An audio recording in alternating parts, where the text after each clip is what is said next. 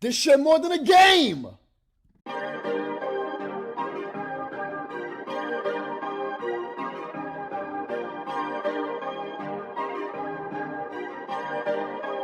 Perfect.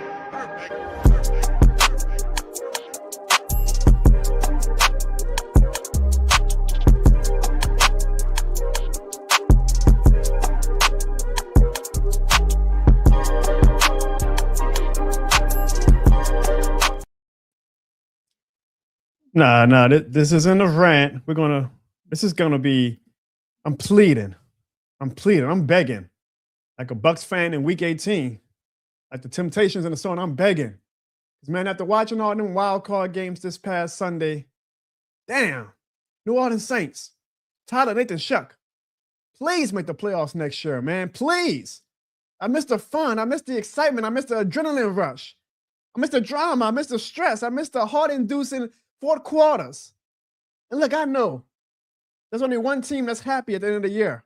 There's only one fan base that ends the season in a good mood. And I don't care. So I know even if we make the playoffs, it's probably going to end in heartbreak with the New Orleans Saints. We're Saints fans. We're probably going to get heartbroken somehow. And I don't care, man.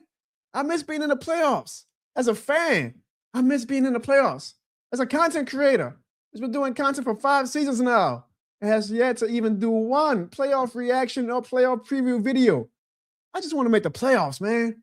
When I look at the numbers of what the other content creators for fans are doing who are in the playoffs, and I'm like, God damn, Saints, y'all know how much my channel could grow if y'all would just be good and make the playoffs? You know how much viewership I would get if I could do a playoff reaction video? Y'all know how much growth, brand awareness, sponsorships, and partnerships I can get by just making the playoffs. And never mind from a selfish standpoint, just as a fan. As a fan, man, it's been a long time since we've been able to enjoy a play. I say enjoy loosely because boy, them playoff games be stressful. Look, don't get me wrong. I have enjoyed watching these dramatic playoff games with no stress and no, team that I'm like watching with a bated breath saying they gotta win. It's always fun to watch when it ain't your team. I get that. But damn if I don't want the Saints to be back in the playoffs, man. Damn. So Saints, tired of Shuck. I'm asking. I'm begging. I'm pleading, please make the playoffs so that next year at this time, instead of doing a recap show about the wild card games, or even better if y'all actually get the number 1 seed, but I know that's asking for a lot. We got to crawl before we walk. I understand. But instead of recapping other teams and talking about their playoffs recaps, we could be talking about the New Orleans Saints. Please, I'm begging you. I guess me and Falcons fans too, because they always on the goddamn couch with us. Ladies and gentlemen, welcome to the Jono Show, where this shit more than a game.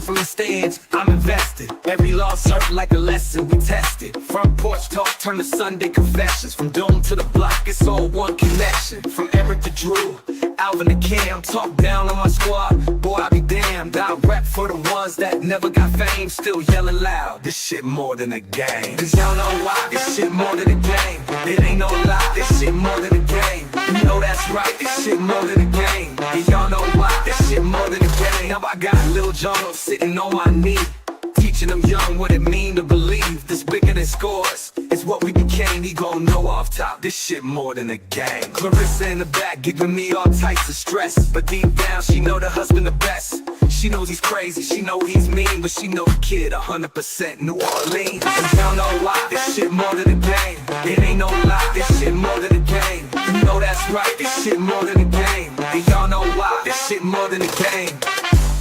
Yeah. When you see Jono scream, this shit more than a game. And when you see a Falcons fan, just call out for Jonathan. And yeah, this shit more than a game. New Orleans know this shit more than a game. Louisiana know this shit more than a game. Texas know this shit more than a game. Whole world know this shit more than a game.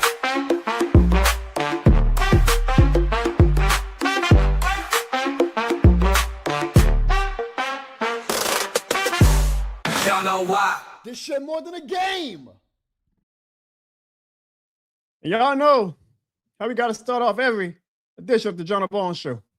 Please leave it this shit more than a game in the chat right now. And I want to say to everybody who tunes in tonight while we are live, I appreciate you because This ain't my first rodeo.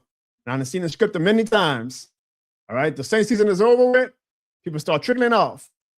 I want it to be returning when the Saints season or training camp or preseason comes later in 2026, right? I've seen the script before. The numbers go down because we're not a playoff team. People lose interest. They go spend their time doing other things because this is mainly a Saints show, but it's not just a Saints show. And we're going to show why this is not a Saints show, because today we're going to be talking about the wild card games as our main topic, and not just about, I mean, what can we talk about with the New Orleans Saints? When we were eliminated. We didn't play a game. Nothing crazy happened. We didn't fire anybody. We're not in a head coaching cycle. It seems like every day there's a new team that lets their head coach go. So there ain't much to talk about. So I'm not going to force any Saints topics. Draft time will be more exciting. Maybe we'll get some people coming back, more viewership in the draft time, but I understand what happens around this time of year. So to everybody who is watching this show right now, I see y'all in that chat. All of you diehards, all the people who are true to the Jono Barnes Show and are new to the Jono Barnes Show. I appreciate y'all and I thank y'all, because I know usually around this time, a lot of the casuals, even my co-hosts, if you want to call them that, they lose interest and they say, all right, we'll see you in August. The Ziggies, the Seans, the Evans. We'll see you in August, Jono. Ain't much to talk about now, but we do know there's a lot to talk about, because if you are a diehard football fan like me, man, oh man, did you enjoy those playoff games this past weekend? Might have been one of the greatest wild card weekends of all time. At first we were 4-for-4, and then those final two games on Sunday night and Monday night kind of took it down a notch. But even still, those two games with the Chargers and the Patriots and the Texans, and they still had enough drama or storyline effects that I could enjoy the game, even though they were out of reach by the late fourth quarter. And I want to know what y'all's thoughts were about these wild card games. So we're going to go game by game. We're going to talk about the wild card weekend. And we have a lot of burning questions that came out of wild card weekend that I want to know from you guys. You guys are the co-hosts tonight. So we'll start, of course, with the game that probably had the most of our interest. And that's the Los Angeles Rams versus the Carolina Panthers.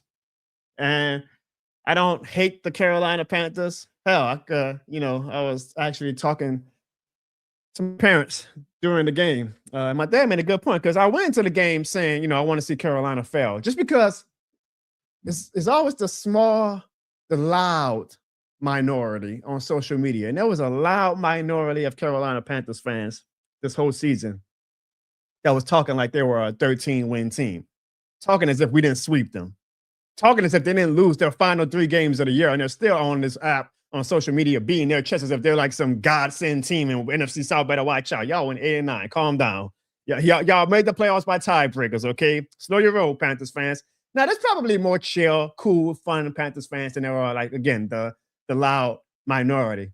But I'm just one of those people, man, when I'm loud, especially because of the platform I have, like these loud minorities, Panthers fans chirping at me. I'm like, I got to get them back. And I want to see them fail.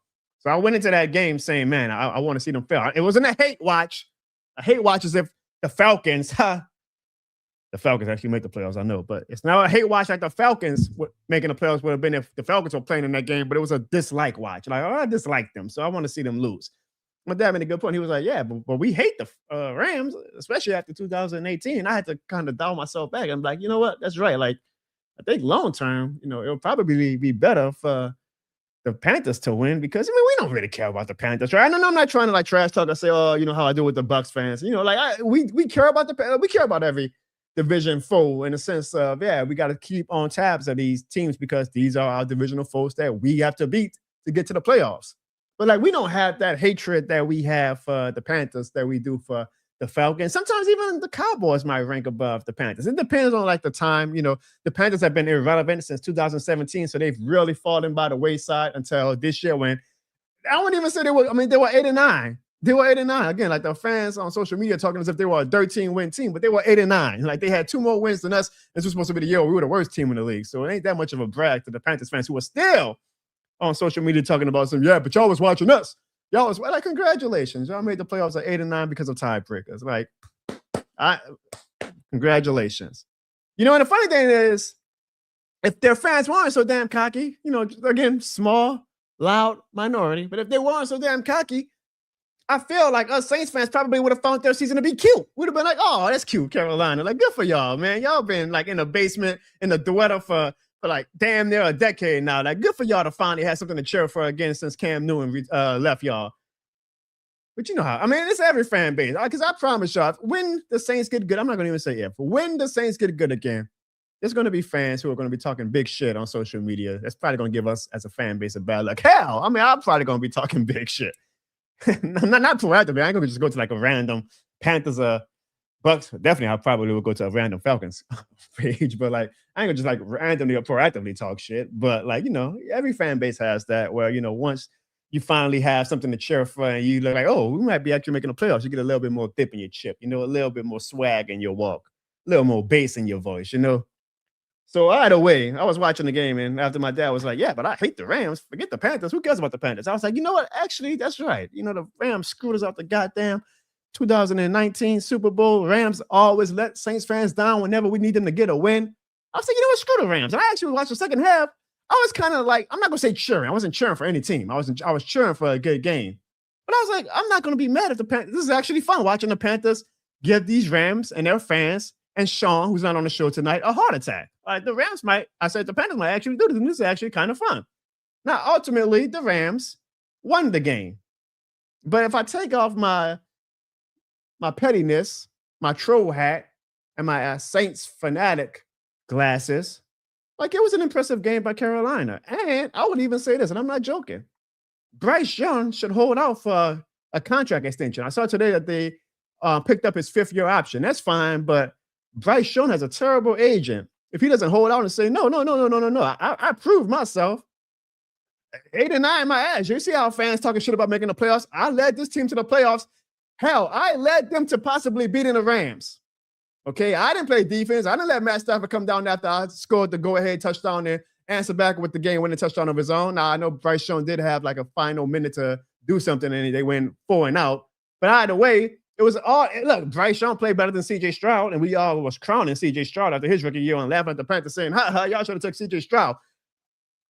Being transparent, Bryce Young had a better year than CJ Stroud. Now, CJ Stroud just has a way better team and an incredible defense. We'll get to the Texans in a little bit. But Bryce Young played well enough this season, again, not against us. For some reason, like, we're his kryptonite, which I love. But he owns the Falcons. Are any Falcons fans in the chat tonight, y'all? He owns the Falcons.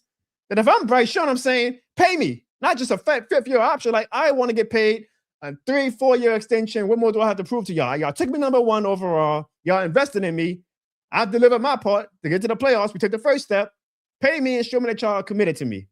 And I'm hoping that Bryce Young does that. I hope him and his agent say, we're holding on until y'all pay us a big contract.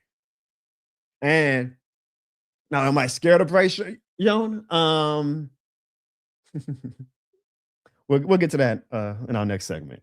But it was an impressive game by Carolina, and props to the Rams. They won. I might sound like a hater here because y'all know how I feel about the Rams, but I've seen enough of the Rams this past month that I've seen a lot of chinks in their armor. And the Rams aren't the big, bad Rams that everybody thought they were in November. The Rams can be beat. The Rams are very susceptible to losing. And will the Bears do it this weekend? We'll talk about that in the next segment.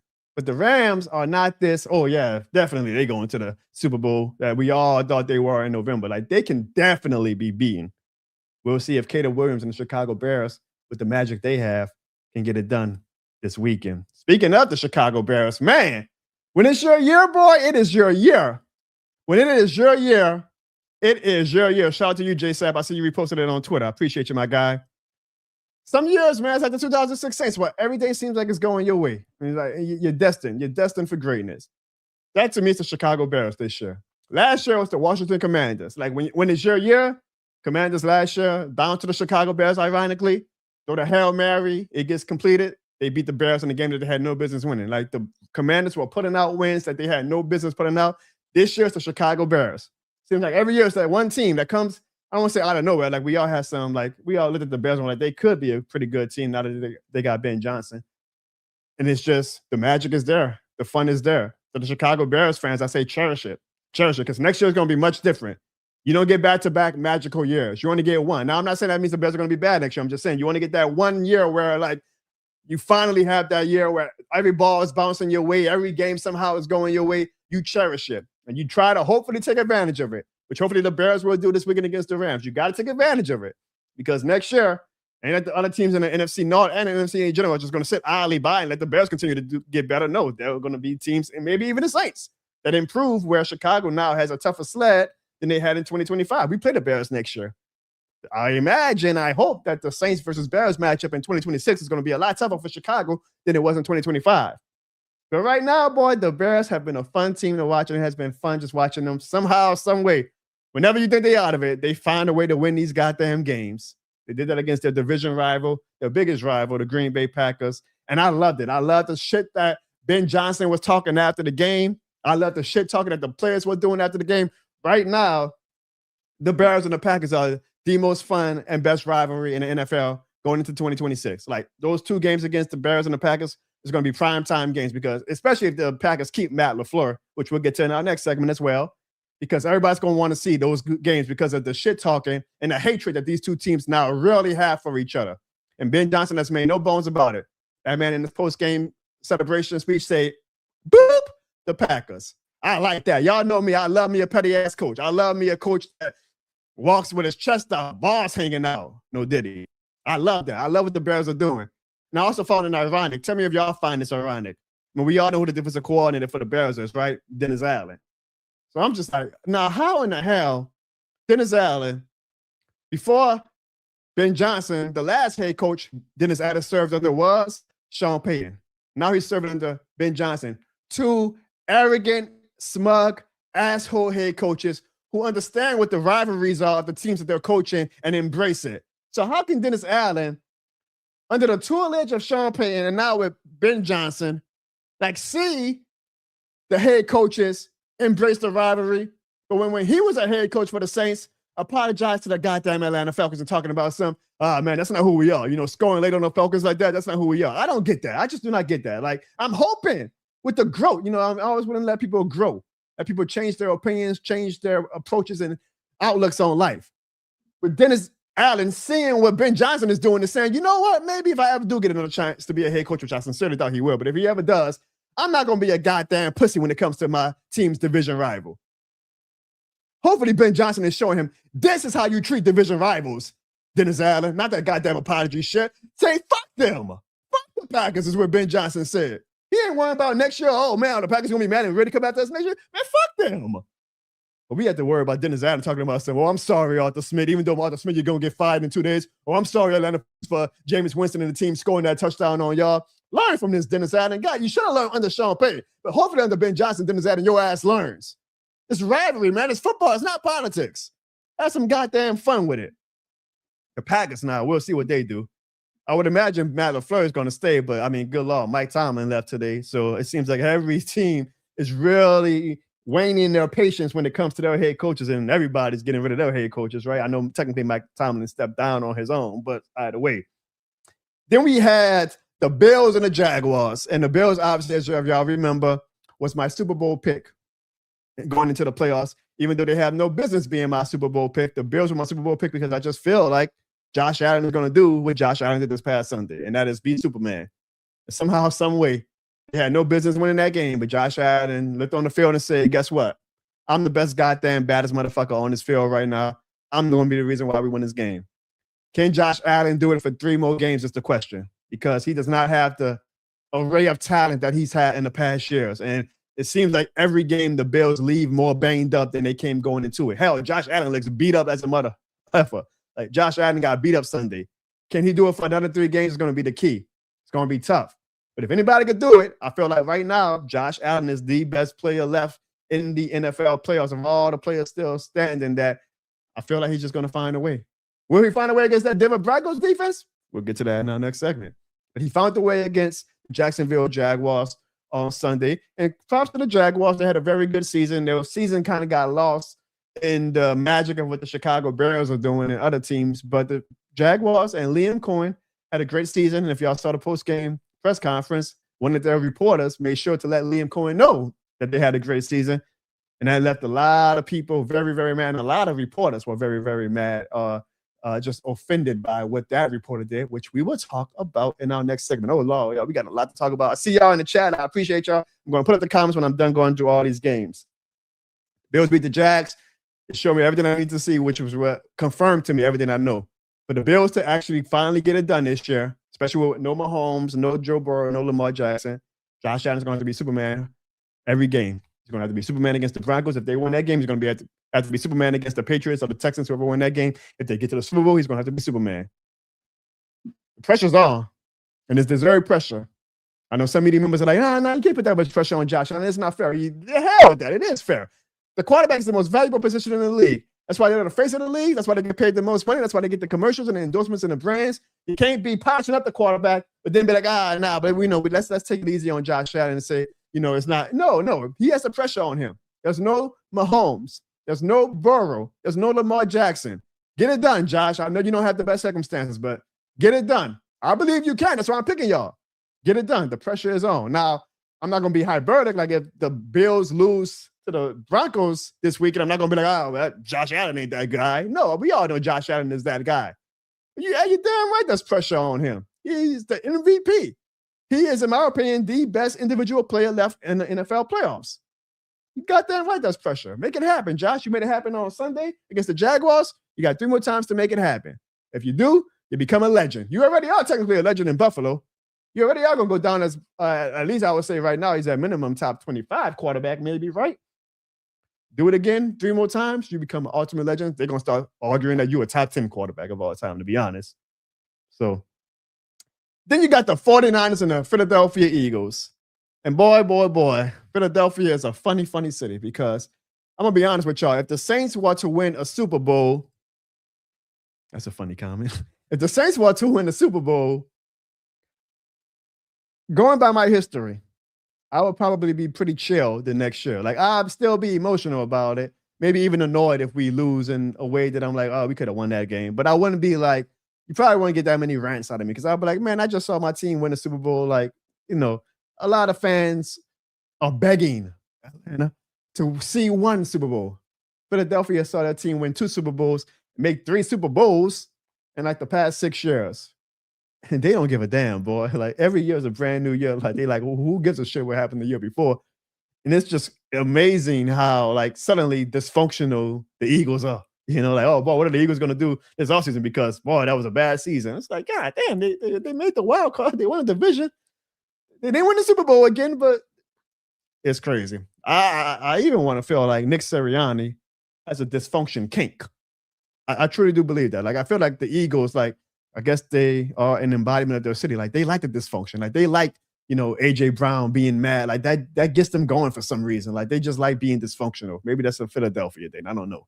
They had no business being that dysfunctional when they were the reigning Super Bowl champs, had a pretty good year. They lost to the 49ers, a team that they should have been giving the 49ers injuries, but shit happens. We shouldn't have lost in 2010 to the 79 Seattle Seahawks. Shit happens. Saints, you ain't see Drew Brees and Sean Payne arguing on the sideline. You ain't see Marcus Colston and Sean Payne at each other's neck on the sideline. It's like, shit, it happens. Let's bounce back. Nobody was saying, oh, the Saints are dysfunctional. The Saints are done. For some reason in Philly, they just seem to live off of dysfunction. That's the only way of life that they know is we got to be dysfunctional. We got to be dysfunctional. If we're not winning the championship, we're dysfunctional. I don't understand it, but I'm not from Philadelphia. 49ers, man, props to them. Shanahan continues to prove why even without a Super Bowl, he's one of the top coaches in the league. It's funny, like, if you do coach rankings, Shanahan would probably rank above a lot of coaches who actually have won a Super Bowl. Like, if I ask y'all in the chat, who would you rather, Kyle Shanahan or Nick Sirianni, I guarantee you almost everybody's going to say Kyle Shanahan, even though Nick Sirianni actually has a Super Bowl ring. But Kyle Shanahan continues to wow and amaze and find ways with a banged-up 49ers team to get it done. There's no reason right now, without Nick Bosa, without Fred Warner, without Brandon Ayuk, if you want to still count him, without now George Kittle, that the 49ers should be playing in the divisional round. And the 49ers are playing this weekend in the divisional round. I am amazed at how they always do it. They always seem to have all these injuries and they find a way. If the 49ers were healthy, like if all of their best players did not get hurt this year, I would probably say they absolutely are going to be the favorites to go to the NFC championship and win the NFC championship. That's an organization that from afar I can admire because they always find a way and they always seem to be competitive. That's what I want the Saints to be at. Like, no matter what, man, the Saints are coming. The 49ers, they could have 12 people injured. You go be like, yeah, but it's the 49ers, man. We know they're going to give us a good game. If Jono Barnes could be wide receiver. Y'all say I play wide receiver for the Saints. 2 weeks ago. If Jono Barnes was catching passes from Brock Purdy, 49ers would probably still be competitive in their games. Very impressive win by the 49ers this past Sunday. Then you got the Pats and the Chargers. And I think everybody's takeaway from that is, we're waiting for Justin Herbert to take that leap. Justin Herbert keeps getting crowned as like, he's one of the top quarterbacks in the league. Now, he's not being ranked up there with the Josh Allens, Mahomes, and Lamar Jacksons and Joe Burrows or anything like that. But there's always like that second tier where everybody's like, Justin Herbert is in that tier. He's like next up. He's next up as one of these rising quarterbacks. And he keeps going to the playoffs and he keeps playing like shit. Now, it wasn't all his fault. His O-line was banged up, and boy, did they whoop his ass on Sunday. That Patriots defense made that man's life a living hell. But the game is the game. And like I say, when it comes to quarterbacks, they get polished up when they're doing great. They get the commercials and the brand endorsements and the $100+ million contract. It comes with that. You're going to get some of the blame when your team ain't getting it done. And I know that he doesn't have the best O-line, but Justin Herbert, you are now 0-3 in the playoffs. You ain't getting it done. That pressure's on you now, kid. That pressure's on you. It's going to be now, even when you have good record seasons, people are going to be like, yeah, but okay, but, he doesn't get it done in January. That crowd is now over Justin Herbert, and he's got to find a way to get it done. I saw the Chargers fired the offensive coordinator today. A lot of teams are firing a lot of coaches, boy. There's a lot of coaches, head coaches, assistant coaches. There's a lot of coaches that's going to be, coaching carousel. One of the biggest coaching carousels we ever going to have in the NFL this offseason because a lot of teams are making changes. Here our New Orleans Saints sit, and we haven't made any change whatsoever. We like, hey, we're doing pretty good over here in New Orleans, huh? Even though I feel like we might use a different special teams coordinator, but that's for another show. But Justin Herbert, that pressure's on. That pressure's on. The Patriots, they are probably going to be the least talked about team coming out this weekend because they have probably the most quote-unquote boring win. But watch out for them. Watch out for them because that defense is really good. And Mike Vrabel is one hell of a coach. And I still don't understand why Tennessee fired Mike Vrabel. I do not see what the logic was for Tennessee to fire Mike Vrabel. But either way, their loss is New England's game. And yet, ironically, New England might not be the favorite this weekend. Because if y'all watched that Monday night game last night, I think everybody feels in their hearts that the Texans have the best defense in the NFL. With all due apologies to the Seattle Seahawks defense, and with all due apologies to the New England Patriots defense, that Texans defense is a goddamn monster. And I said on the show last week, I said the Texans are, I'm not picking them to go to the Super Bowl because I'm going illogically with the Buffalo Bills. But if I wasn't going with my, crazy way of thinking of this is going to be the year that Josh Allen finally gets it done, I would absolutely be picking the Houston Texans to make it to the Super Bowl because that defense is ferocious. I don't think any quarterback wants to play the Houston Texans right now. And yet, Drake May, MVP candidate, gets his shot this Sunday. And I think I'm actually looking forward to that game the most because this game with the Patriots and the Texans on Sunday is going to show me, is Drake May that guy? Like, we know that he might be the Super Bowl winner, the MVP winner this year. We know that he's a good quarterback. This game is going to let me know, hey, is Drake May ready to go up in that top tier category or not? Because if he could beat that Texans defense, I'm going to look at Drake May a lot differently. We'll get to more of that game later on in our next segment. But that Texans defense, man, the only thing holding them back is, ironically, CJ Stroud. And the crazy thing is CJ Stroud was supposed to be the one elevating this team. And I even put on Twitter, I say, man, CJ Stroud, like, you ain't got to be Superman. You ain't got to do what Josh Allen is doing. All you got to do is play like Derek Carr. Play like Spencer Rattler. CJ Stroud, like, just don't turn the ball over. They ain't asking you for much. That defense is incredible. CJ Stroud, all you got to do is hand the ball off and do not throw turnovers and make your wide open throws. Like, there are some throws that CJ Stroud missing wide open receivers. I'm like, CJ Stroud, the Texans defense is saying, dude, give us the bare minimum. We ain't asking you to be Drew Brees in his prime. We ain't asking you to be Tom Brady. We ain't asking you to be Peyton Manning. Just be average. Give us Spencer Rattler type quarterback play, and we can do the rest. So I'm looking forward to it because I'm like, CJ Stroud, dude, you were supposed to be right now in that top, 7 quarterbacks, and you have regressed horribly since your Rookie of the Year campaign. Makes me wonder, like, man, I hope Tyler Shough doesn't regress that badly. But CJ Stroud, dude, just play average. Play average, and the Texans defense is going to do the rest for you. I'm looking forward to that Patriots and Texans game. And, of course, the Steelers lost to the Texans. Boy, if that was a way for Aaron Rodgers to go out, I feel like even if he had any thoughts about, I might come back next year, I think I finished the season strong. That Texas defense probably made him reconsider it a lot because he probably like, God damn, I don't think I want to get my ass beat like this in my 40s. I almost felt bad for Aaron Rodgers. I almost felt bad for Aaron Rodgers. I'm like, good Lord, this is senior citizen abuse. Like they were put in Aaron. They only had technically 4 sacks. But if you watch that game, Aaron Rodgers got hit more than 4 times. Like Aaron Rodgers was beat up. And his last play, if that was the end of his career, was a pick 6. Couldn't have happened to a better person, huh? But that was an incredible slate of wild card games this past Sunday and Saturday and Monday. And like I said in my opening, pleading, I really hope the Saints get back into the wild card weekend. Or even just in the playoffs, because actually I would love that number 1 seed. Because, boy, the way these teams are playing, it's like, all right, I want as little resistance to the Super Bowl as possible. But, man, ain't no sport better than the NFL. Ain't no sport better than football. Look, I love me some NBA. I casually enjoy baseball. I respect hockey, all those other great sports. College football. I love me some college NCAA football. But as far as the leagues, as far as drama, as far as entertainment, as far as storylines, there is no league better than the NFL. There was nobody that does television better than the NFL. And it was a joy to watch those games this past Sunday. And I'm even more excited now about the divisional round this Sunday and Saturday and seeing what type of fireworks and dramatics we get for the divisional round, which we are going to talk about in our next segment. What a great, great weekend. And I just can't wait. And I hope that Titus Shuck can get the Saints back into this discussion next year where, maybe we're on a recap show of Wildcard Weekend and we're sad as hell. Maybe we're happy because we had a bye week, or maybe we're happy because we won our Wildcard Weekend game.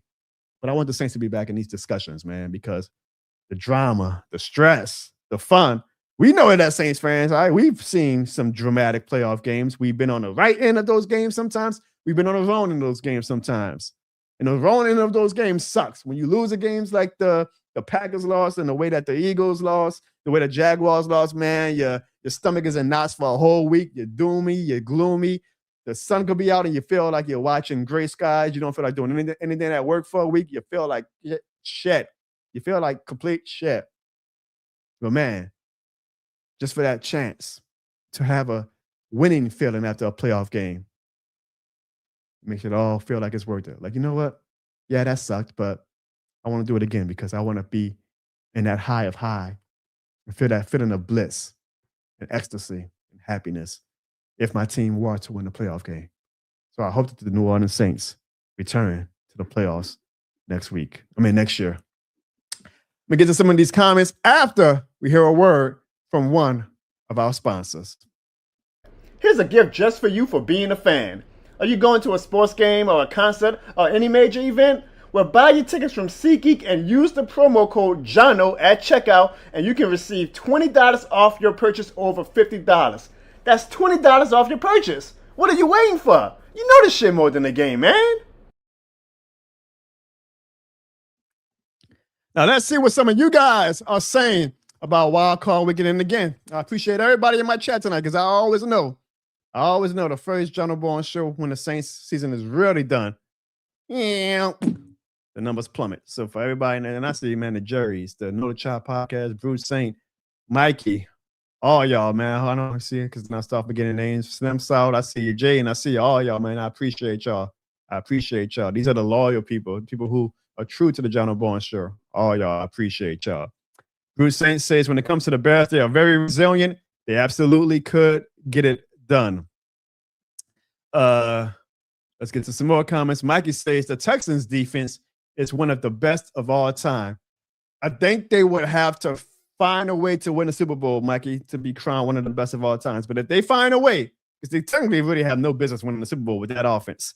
But if they find a way to win the Super Bowl, then absolutely they are one of the best defenses of all time. Now, I want to give respect to Seattle because their defense is actually ranked number 1 right now. And they probably like, hey, y'all forgot about us, or y'all not paying attention to us, or y'all so infatuated with, the Sam Darnold storyline or Jackson Smith Jigba that y'all not focusing on how great our defense has been this season. So it's going to be interesting to see if Seattle feels like they have something to say about that this weekend. But that Texans defense, man, I'm just going by the eye test. Whenever I watch them play, I'm like, good Lord have mercy. Like, good Lord have mercy. That Texans defense.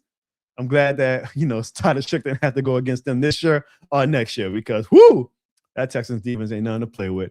Let's Let's get to some more comments. Bruce says, Justin Herbert and Trevor Lawrence both are quarterbacks that have to prove me wrong because right now, neither one of them scares me in the playoffs. And he also says the Texans defense is Super Bowl caliber. If Stroud can fix his mistakes, they can win it all. I agree with that very, very much. Seven Rivers says, yep, the Bears are kicking strong. I wonder, do y'all feel the Bears are going to keep that momentum up against the Rams? We'll talk about that very, very soon. Brian's, who is a Saints fan, says next year is our year. Fingers crossed, Brian's. Fingers crossed. No, the Chop says he thinks the Bears are going to upset the Rams this weekend. We'll see. We'll see. Mick Swagger says he's talking about those Panthers fans, the small, loud minority Panthers fans that were talking shit and still are talking shit, even though they lost their last 3 games of the season. In most cases, it's the fans like that that make you dislike the team. And I'm not dumb. Again, y'all, I know that every fan base has, the brash, loud. I mean, there's probably fans that look at me as one of those type of fans. So I get it. But what can you do? I'm a petty motherfucker. How petty am I? I made sure that, I was kind of like low. I'm not going to say cheering for them, but I wouldn't have been mad if they won. But they lost. So as soon as that game was over, I talked my shit to the Panthers fans. And I put on Twitter, I say, y'all know the Panthers fans are hurting too, because deep down, they know that the playoff appearance this year was their best shot. The division is tied to shucks now. Y'all see it has over 100,000 views, over 100 comments, and over 100 retweets. Look, y'all, that wasn't Saints fans all agreeing with me, okay? Those 100 comments, 100 retweets, it was a lot of Panthers fans. And it was actually pretty cool. I was like, finally, I said I've been doing this fucking content for like 5 years now. And the Panthers are like the one NFC South fan base that I never went back and forth with. Probably because they were hiding under a rock because the team was so damn irrelevant until this season.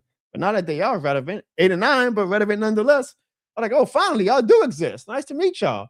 Oh, look, this was me being hyperbolic. I draw a fine line on social media when it comes to me, like playing up a character of being like this fanatic, this troll, and also being serious. So I'm joking when I say this, but the great Marshall Mathers once said, a lot of truth is said in jest. Do I think that the division is tied to shucks now? Well, I'm a Saints fan. Of course I do. But do I think that this was the Panthers' only shot? No, y'all know what I've said on this show in the past few weeks. I think the NFC South, all of the teams are going to feel confident going into this offseason. And all of the NFC South franchises are going to feel like we are 1 or 2 moves away from being real top-of-the-line contenders. And I think the NFC South is going to be a lot better next season than a lot of fans outside of the South give it credit for. Now, naturally, one team is going to have to disappoint. Maybe it winds up being multiple teams in the NFC South disappoint. Maybe only one team actually rises up from the ashes. Maybe the NFC South is actually bad again this year and another 8-9 team wins it all as far as the division. I don't know. But I do think the NFC South, the Bucks, the Panthers, the Falcons, and of course our New Orleans Saints has a lot of reason to be optimistic. But you ain't gonna get that out of me on social media because I was like, all right, for all you dumbass Panthers fans that wanted to talk shit, even after we swept y'all, I got something for y'all ass. I felt like a puppet master, just controlling the Panthers fans as puppets all weekend long. And man, I know that they haven't made the playoffs, y'all, since 2017 until this past Saturday. But boy, they got to do better with their trash talk because some of their rebuttals just didn't make any sense. It's a typical rebuttals that as Saints fans, let me tell y'all, get used to if y'all talk y'all shit, if we're good next year, or if y'all talk y'all shit this offseason, whatever y'all do, just be ready because these are some of the top rebuttals you are going to get from fans as far as our New Orleans Saints. Number 1, Tyler Shuck is old. Number 2, now that teams have a whole offseason to do game film tape study on Tyler Shuck, he's going to fall back down to earth. Number 3, the Saints roster is old. Number 4, this is always an OE classic, but look at y'all salary cap. All right? Let me just quickly show you how easily it is to rebuff all of those rebuttals. Number 1, okay, if Tyler Shuck is old because he's 27 years old, and granted, I was also one of the dumbasses saying he's 27 years old when we drafted him. Either way, if he's old, guess what? That means we still get, 7 to 8 good years of football with him? He's 27 years old. I mean, usually quarterbacks, unless you're Drew Brees or whatever, you start kind of like falling back down to earth around 34, 35, 36 years old. So that means we get 7 to 8 years now with Tyler Shuck playing top-of-the-line football. Poor us. Oh, boy, we got 8 years of Tyler Shuck playing good football. The horror. Get out of here with that. And they said the Saints roster is old. Fun fact, y'all, the Saints actually have one of the younger rosters in the league. People see the DeMario Davises and the Cam Jordans and feel like, oh, they have an old roster. Actually, if you look at our roster, we have one of the younger rosters in the league. Ironically, because it was Carolina Panthers doing all these rebuttal in this past weekend, we have a younger roster than Carolina. But don't tell Carolina Panthers fans that, yeah, okay, we have an old roster, Carolina Panthers fans. And then, Tyler Shuck game film rebuttal, which is one of the worst rebuttals. You know, I was like, the Panthers fans of all fan bases saying this because I'm like, I mean, he beat y'all one time. So y'all didn't have game film from that one time that he beat y'all for the second game? Like, is it a law in Carolina that you can't watch game film until the offseason? I don't get this, oh, you know, now that we got game film on the guy for the offseason, we go, well, the game film does not exist during the season? Some Saints fans can be, you know, guilty of that rebuttal. That's one of the dumbest rebuttals I ever hear. Oh, boy, now that these defensive coordinators got a whole offseason to game plan, they don't game plan during the season? Well, what is the defensive coordinator going to see from Tyler Shuck this offseason that he couldn't see throughout the whole season? But yeah, you got us. Yeah, okay, I guess all the defensive coordinators this offseason get the whole, you know, February to August to really do game film on Tyler Shuck now. Y'all got us there. Okay. Game film didn't exist from October to December, apparently. And all ye faithful is a salary cap, which I don't even have to give y'all any rebuttal to the salary cap. Like, y'all know how these stupid-ass fans are with the salary cap. Salary cap discussion is like, okay, if y'all really think the Saints, y'all think the New Orleans Saints are cash-strapped, y'all think that if Mickey Loomis doesn't want to, he can find a way to maneuver that salary cap to do what the hell he wants to do, then y'all ain't been paying attention. Anyways, we had some burning hot seat questions, huh? Them coaches ain't the only days on a hot seat this past weekend. Some burning questions that came out of Wildcard Weekend this past weekend. And I want to ask you guys, so definitely I'm all in on the chat right now. Answer these questions with me because I have some burning questions that I want to ask you guys after Wildcard Weekend. And you know what? Because that's actually, you know, it's not a Saints show. If you watch the opening disclaimer before every show, it's not just a Saints show, but it helps to be a Saints fan. So I'm not going to leave the show not talking anything New Orleans Saints. There is one Saints question that I want to ask because I see this question being flown around on social media a lot. And the only connection is that Kellen Moore was the offensive coordinator for this guy when he had one of his better seasons with the Philadelphia Eagles. And we saw how much of a nuisance he was to the Philadelphia Eagles all season long about, I'm not getting the ball enough. And it came to a head this past Sunday when him and Nick Sirianni went at it. So I asked you guys, should the Saints trade for A.J. Brown? Because I see a lot of people on social media saying, hey, man, A.J. Brown, we know you don't want to be in Philadelphia. Come back and reunite with Kellen Moore, where you had one of your best seasons, and he's going to show you what to do. I want to know from you guys, do you guys think that the Saints should trade for A.J. Brown? This might shock y'all, but I'm going to say no. I'm going to say no. I do not want A.J. Brown in our locker room. I like A.J. Brown as a player. Absolutely, him and Tyler Shuck are going to do some great things if they ever were a quarterback wide receiver combo. But A.J. Brown has already shown who he is.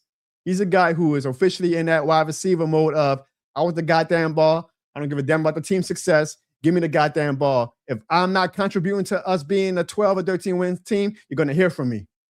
I don't need that from Tyler Shuck right now. We're not in that portion of this era of Saints football that we can deal with a wide receiver like that. Now, this was 2019, 2020, where our window was cracked open and we got to go balls to the walls to try to win the Super Bowl.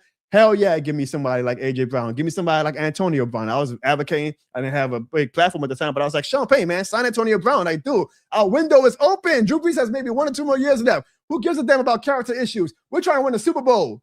Sean Payne declined. The Tampa Bay Buccaneers picked up Antonio Brown. The rest was history. But we are not in that era right now. Our window might have a small little breeze coming through it, but that window ain't opened up enough yet for us to say, oh, we can take a chance on A.J. Brown and deal with him, you know, yapping in Tyler Shuck's era if he has a game where the Saints win, but he only gave A.J. Brown 4 or 5 targets a game. I like A.J. Brown. Again, great player. I do feel like if it does happen, like if somehow Mickey Loomis says, fuck that, yeah, I will bring A.J. Brown in. I'll celebrate it. I'll be excited. But I'm not proactively calling Philadelphia and saying, hey, we'll give you a 2nd round, 3rd round pick or whatever. No, because I just don't think that A.J. Brown fits the current era of Saints football. I do not need A.J. Brown coming in saying, hey, yo, Tyler, I better get my 8, 9 targets a game.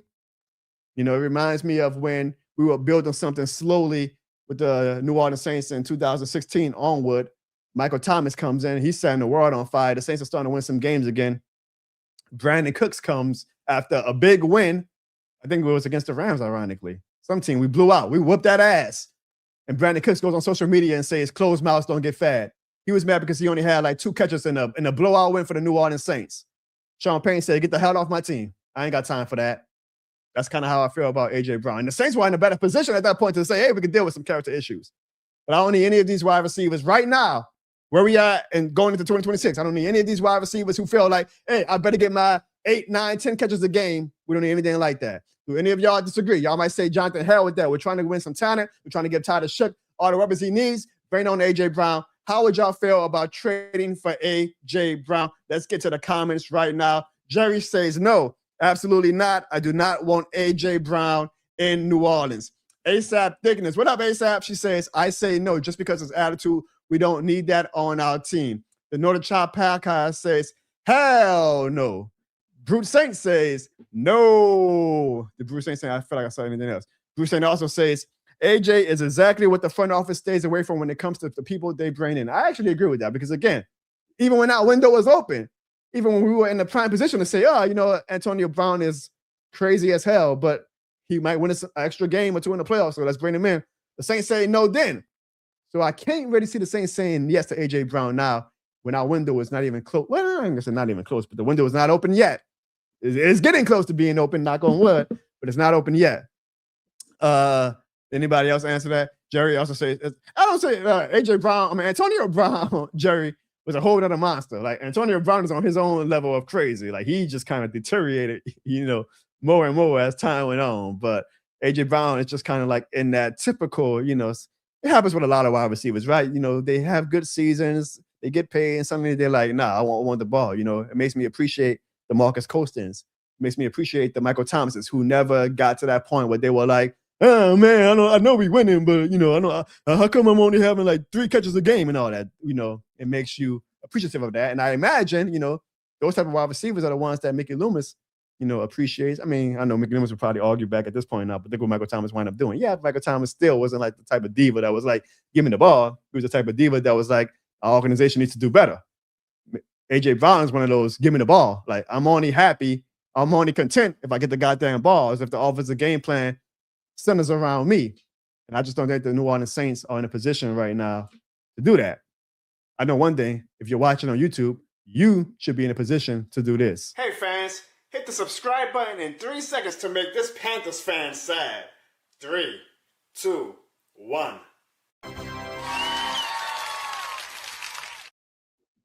Carl says, hell no to A.J. Brown.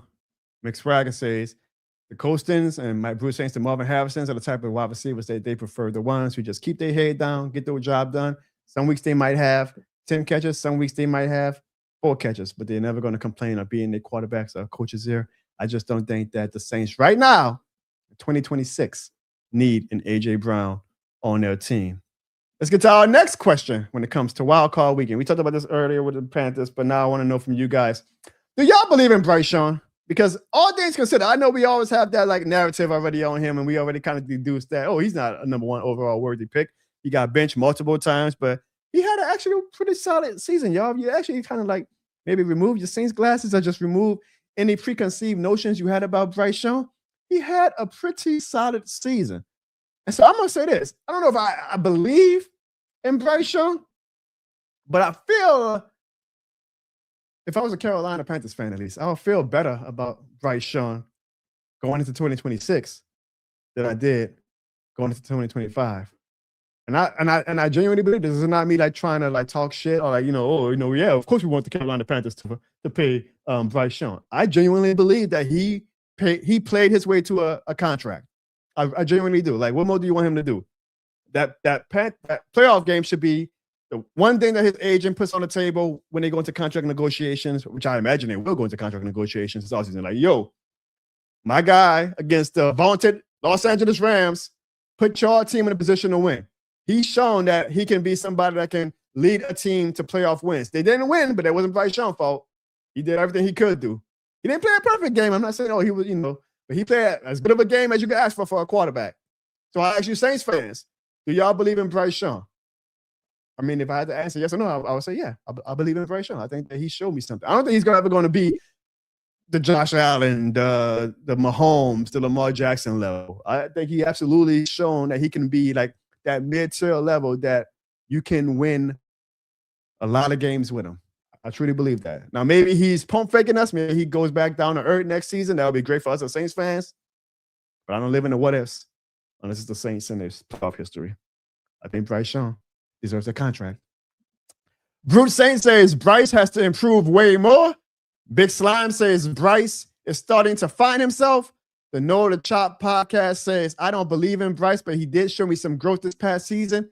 Mixed Swagger says Carolina can win with Bryce, but I don't see them winning many games because of him.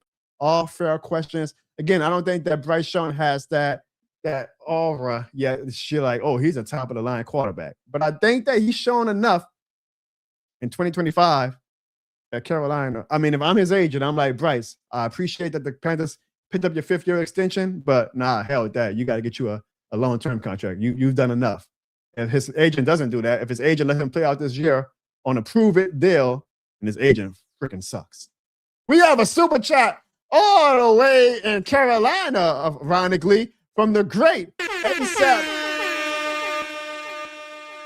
ASAP Thickness, and she simply says, let me leave the super chat for the night. I appreciate you, ASAP. ASAP, I think this was her first ever super chat. I could be wrong. I apologize if I'm not. But because of that, that means next week, ASAP, you make the vaunted, the banner that everybody wants to make, the graphic that everybody wants to make. This shit more than the thanks graphic.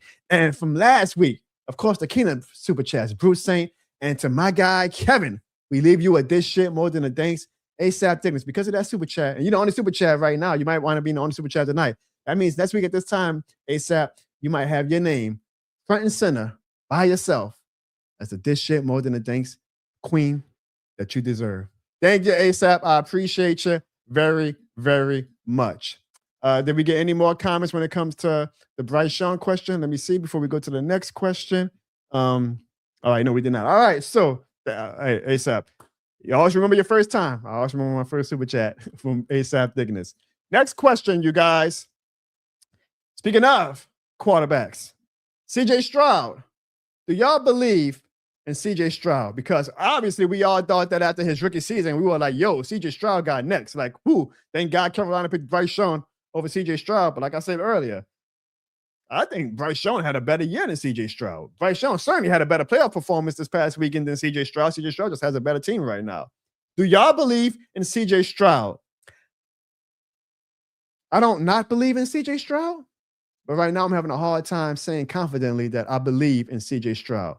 Like, I believe right now that CJ Stroud is a detriment to Houston. He's got to get his shit together. And I'm not even saying CJ Stroud, but you got to like really take your game up a notch. Dude, again, if you give the Texans Spencer Rattler level play, like if you just go out there, I'm not going to turn the ball over, not going to take any chances. When my man is open, I'm going to hit him. The defense is going to do all the work for you, CJ Stroud. Do y'all believe in CJ Stroud? I don't not believe in him, but it's hard to say right now that I believe in him. ASAP Thickness says, after last night, hell no.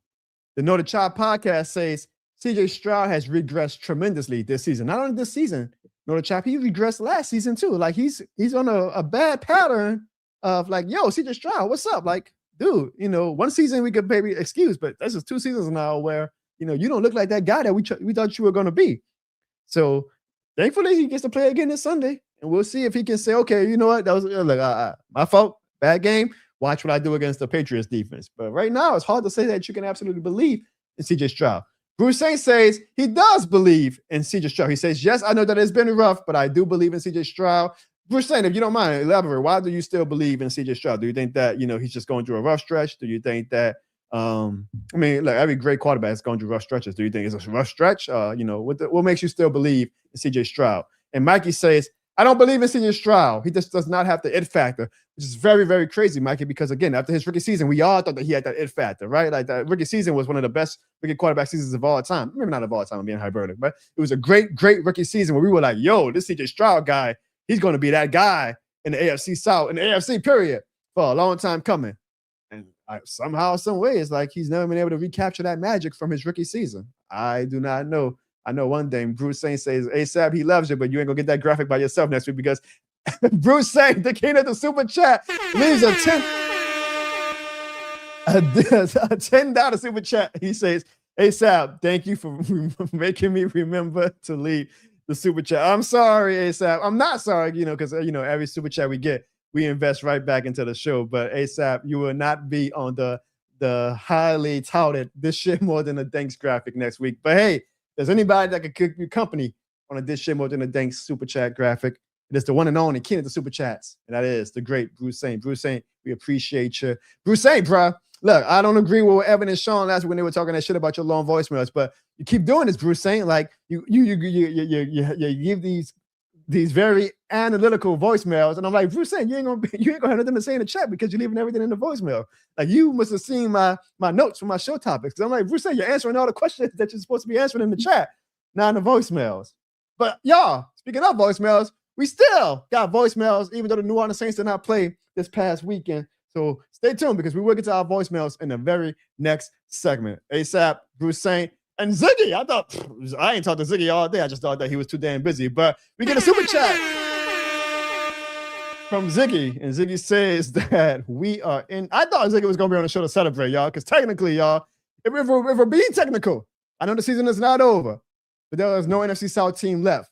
So right now, that means the Saints, the Panthers, the Bucks, and the Falcons are all 0-0, which technically means that, yes, we are in a hunt. I thought Ziggy was going to be on the show to celebrate tonight, but I guess he got too busy with, being a great father that he is and a hard worker that he is. But yes, y'all, if y'all want to be technical, right now, the New Orleans Saints are still in a hunt. Now, look, we're in a hunt while we're on the couch, but we're still in a hunt. We're in a hunt with the Falcons, who I don't know why the Falcons fan looks so sad. Like he knew his ass was going to be on the couch. He knew his ass was going to be on the couch with us. See that Bucks fan in the back? Mad that Todd Bowser's still coming back for them. And now we have some company, y'all. Every week, y'all. Every goddamn week, this couch, man, it gets a little less comfortable, a little less spacious, man. It's like every goddamn week we get somebody else that joins the couch with us. Welcome to the couch, Carolina Panthers fans. Y'all thought that y'all were actually going to have more than 1 week of postseason play? Huh? Come on now, we all knew what time it was.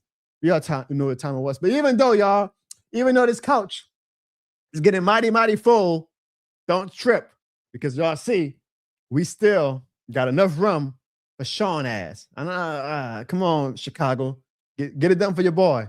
We got enough room on this couch for the goddamn Los Angeles Rams and Sean to join us. Come on, Bears. Get it done, Bears. Get it done. I see Evan and Ziggy in the comments. I appreciate y'all. I thought for sure y'all were joining the show tonight, but I'm glad y'all in the chat. Woo, good job, guys. Oh, you idiots. Anyways, speaking of more quarterbacks, y'all. A lot of quarterbacks were on the hot seat after this weekend, even though technically they made their teams get to the playoffs. Justin Herbert. Try that again. Justin Herbert. Do y'all believe in Justin Herbert, who is now 0-3 in playoff games, and he hasn't necessarily played great in any of the playoff games? Do y'all believe in Justin Herbert, or do y'all think the Chargers should start being like, maybe we want to keep our eye open on that quarterback market because we don't know if Justin Herbert is ever going to actually take his game to a next level when it comes to postseason play? Do y'all believe in Justin Herbert?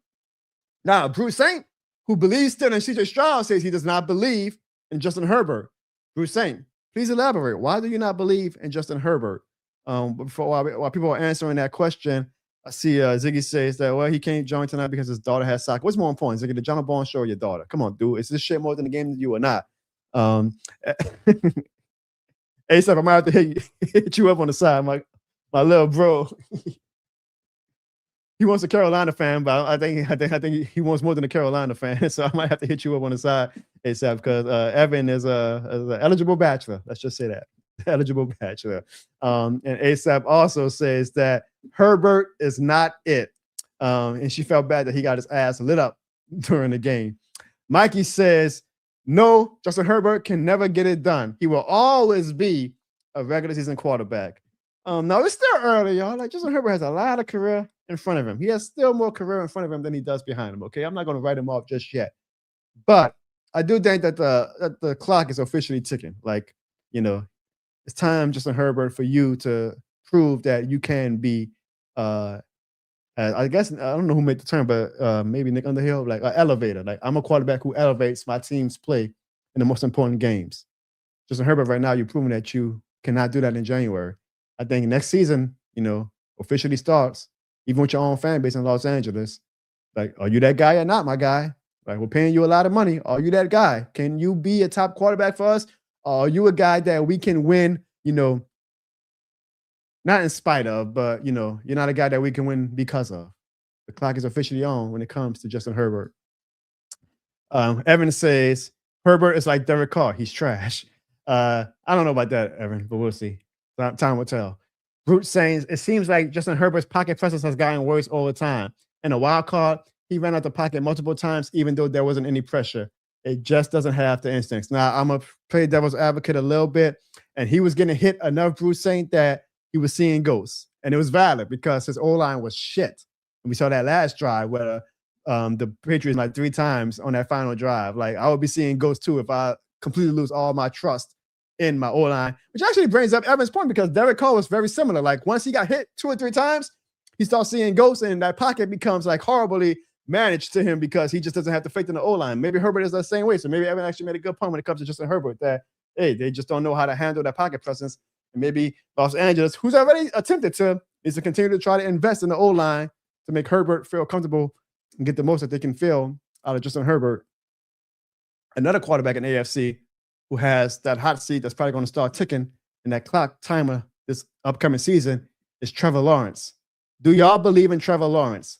I had this discussion with Evan over the weekend, and I told him, I said, I'm very surprised because Trevor Lawrence, of all these quarterbacks, of the Justin Herberts, of the CJ Strouds, the Bryce Youngs, the Caleb Williamses, Trevor Lawrence was the one I was like, that guy is going to be the guy. Like, I thought that the hype was worthy of him when he came out the draft, went number 1 overall. I thought he was going to be, that guy. And he just never has gotten to that level. He's been very fine. He's not been a bad quarterback. Do not try to misinterpret my words. He's been a very fine quarterback. But I thought, and I think, given where he was taken and his pedigree, I thought Trevor Lawrence was going to be in that Josh Allen, Mahomes, Joe Burrow, Lamar Jackson tier by now. And he's not. He's just not. Like, he's just kind of like stuck in that middle of the pack. Like, maybe one of the better middle of the pack quarterbacks, but middle of the pack nonetheless. And enough time has gone by where I'm like, okay, is Trevor Lawrence ever going to get to that top tier level? And his career would not be a disappointment if he never gets to that top tier level. But I just really thought that he was going to be a quarterback that was going to be like, bona fide, easily, undebatable top 5 quarterback in the NFL. And he just never got to that point. He just never got to that point. What do y'all feel? Do y'all think that, or do y'all believe Trevor Lawrence? Mikey says, I do believe in Trevor. He still went toe-to-toe with Josh Allen. So, yes. Fair.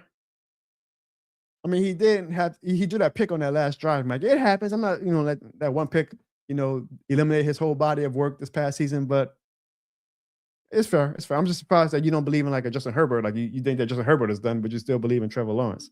I'm trying to see what makes you still believe in Trevor Lawrence, but you feel like Justin Herbert is a bust, because I feel like they've both been about 1-1 as far as their careers and playoff performances. I guess Trevor Lawrence does have a playoff win over Justin Herbert, so he has that going for him. ASAP says, not like he's great, but he's not horrible. He has potential still, I believe. Bruce Saint says, I agree with Mikey. Now that I think about it, I feel like once Trevor gets used to Cohen's system, he might succeed. Ziggy says, Drew Breeses do not grow on trees. The Know the Chop podcast said, I believe in Titus Shuck. That's who I believe in. That's my mother Shucker. But hopefully Titus Shuck is playing at this point next year. The Know the Chop, that we can dedicate a mid-January show to Titus Shuck and the Saints. And finally, y'all, when it comes to the backs, Caleb Williams. Do y'all believe that Caleb Williams is the real deal? Because I feel like he still doesn't have that acceptance from fans that, this was the reason why he was the number 1 overall pick. He is the real deal. I still feel like if you did a redraft of the quarterbacks in the 2024 NFL draft, a lot of fans would still pick Jaden Daniels and Drake May over Caleb Williams. I don't know. I know Drake May is probably performing the best out of all of those quarterbacks right now. And I still love me some Jaden Daniels. But Caleb Williams, man, some of the throws that he made this past Saturday, I don't know if anybody but maybe Josh Allen and Patrick Mahomes can make those type of throws. Like some of the throws that he made, I don't think Drake May can make. Some of those throws he made, I don't think Jaden Daniels can make. So I do believe Caleb Williams is the real deal. The problem is, I guess, for me, his consistency. Like, I don't know why he can't play like that for the first 3 quarters, why he always waits to the 4th quarter to start playing the number 1 overall pick that we all believed he could be. But I do believe he's the real deal. He's just got to be consistent. The same way Bruce say that give Trevor Lawrence, more time in Cohen's system, I'll say give Caleb more time in Ben Johnson's system, and I'm expecting a big year no matter what happens this weekend from Caleb Williams in 2026. What about y'all? Do y'all believe in Caleb Williams? ASAP Thickness says no. Yes. Bruce Saint says no, but man, he's close. So I guess Bruce Saint is saying, I don't believe he's the real deal yet, but I do think that he has the potential to become the real deal very, very soon. ASAP says, I feel like people don't like him just because his nails. Like, who cares? I don't know if you saw that Lil Wayne tweet after the game. ASAP, where he said, I can't believe we lost to a quarterback who paints his nails. And Caleb, he bought back. And I'm liking the Chicago Bears, man. They're the type of petty that I like. They're the type of petty team I like to cheer for. I hope the Saints get back to that type of pettiness soon. Mikey says, Caleb is good, but he makes a lot of bad decisions along with some good decisions. And Bruce Saint follows up his comment by saying, Caleb has some things he needs to tweak, but if he does that, he can be another generational quarterback. I think one more year in the Ben Johnson system, Caleb is somebody who I would definitely be watching out for in 2026, especially when it comes to fantasy football. Again, if he could just play in the first 3 quarters the way he plays in the 4th quarter, man, he might be a top 5 quarterback. I'm being serious. He might be a top 5 quarterback. He just got to play consistently throughout the whole game, and he can really do some damage for Chicago and make it whether or not just a 1-year magical wonder like people probably think the Commanders were in 2024. The Buffalo Bills, y'all. Y'all know how I feel about the Buffalo Bills, but I want to know from y'all. Do y'all believe in the Buffalo Bills? When I said do y'all still believe in them, I mean, do y'all believe the Buffalo Bills can win the Super Bowl this year? Because we see that their talent is not up to par with their past iterations of their team the past few years. But they have Josh Allen. None of the remaining 7 teams do. So do y'all believe still in the Buffalo Bills that they can win a Super Bowl? I do, but it's going to take a lot. It's going to take a lot out of Josh Allen because he is going to have to be Superman every single week. Whereas CJ Stroud only needs to play average, Josh Allen does not have that luxury. Josh Allen has to play incredible for the Bills to have any shot. But I believe in Josh Allen. Thus, I believe in the Buffalo Bills' chances to still probably try to win a Super Bowl. Do y'all still believe in the Buffalo Bills? Brute Saint says nah, but he would not be shocked if they won the Super Bowl either. I guess time will tell. Anybody else have any comments on the Buffalo Bills? I still believe in them. I know that they're not the I'm not saying they're the best team. I mean, again, if it wasn't for my illogicness, I guess I would probably be picking the Texans to win it all this year. But something about me just thinks, I think Josh Allen's actually going to finally get it done. ASAP says they're cursed. We know a thing or two about curse, huh, ASAP? So I guess you are expert at knowing when the team is cursed. Mikey says, no, they have Josh Allen, but the defenses in the AFC is too good. And it starts this Sunday with that Denver Broncos defense. Looking forward to that game, too. Sean Payne, your team had a week off. Let's see what y'all can do. Let's see what y'all can do against Josh Allen with a week off. Y'all going to have fresh legs. Y'all going to have to bring the pain. To me, that's the best way they could beat the Bills. To say, look, this ain't ballet. This is football. They're going to have to put Josh, the way the Texans came at Aaron Rodgers and say, dude, we may not sack you every play, but you're going to damn sure field us every play. That's the Broncos' best path to win, in my opinion, this weekend is that they got to make Josh Allen feel it every play. Like, we may not sack you, but every play, you're going to have somebody in your face. The Know the Chop podcast says, the Bills were my pick to go to the Super Bowl, but as the season went on, I have been on the fence. And ASAP says, they are not going to be able to beat the Broncos at a mile high with that elevation. Time will tell. I am so much looking forward to the divisional round matchups this weekend. All right, a few more questions, y'all. Mike Tomlin. Well, actually, now that I look at it, he answered that question first. This is what happens when you plan your show on a Monday night and not let the Tuesday news cycle have time to develop. I was going to ask y'all, do y'all think it was time for Mike Tomlin to go? He answered that question first. He said, yes, it is time for me to go. So on to the next question. Do y'all think Matt LaFleur is on the hot seat? Because a lot of Packers fans are like, okay, Matt LaFleur, you've done enough. We feel like you reached your peak. It's time for us to get a brand new head coach. What do y'all feel like? Do y'all think that the Green Bay Packers should move on from Matt LaFleur, or do you think he deserves more time with that Packers team to try to win a Super Bowl? If you ask me, I feel like he doesn't have that luxury, or I guess that fallback that the John Harbaughs in the Mike Tomlin's hat where he's like, hey, I have a Super Bowl that I won though, so y'all can't like, be that hard on me. He has no Super Bowls at all to his name. So I understand the frustration from Packers fans. I would say he's in that funny spot too where he's on this last year of his contract. And just like I feel like Bryce Young should be like, yeah, I'm not playing on basically a 1 year deal. Give me a long-term extension. Matt LaFleur is the same way. He's like, hey, I know I have 1 year on my contract, but y'all either believe in me or not. Am I getting an extension or would y'all rather look elsewhere? So the Packers are probably in a funny scenario because I feel like they probably deep down are like, damn, we want to give him one more season. But to give him one more season, that means you probably got to, pay him a lot more money for an extension. So now they're in that funny predicament. But they're billionaires, so you can't feel too bad for them.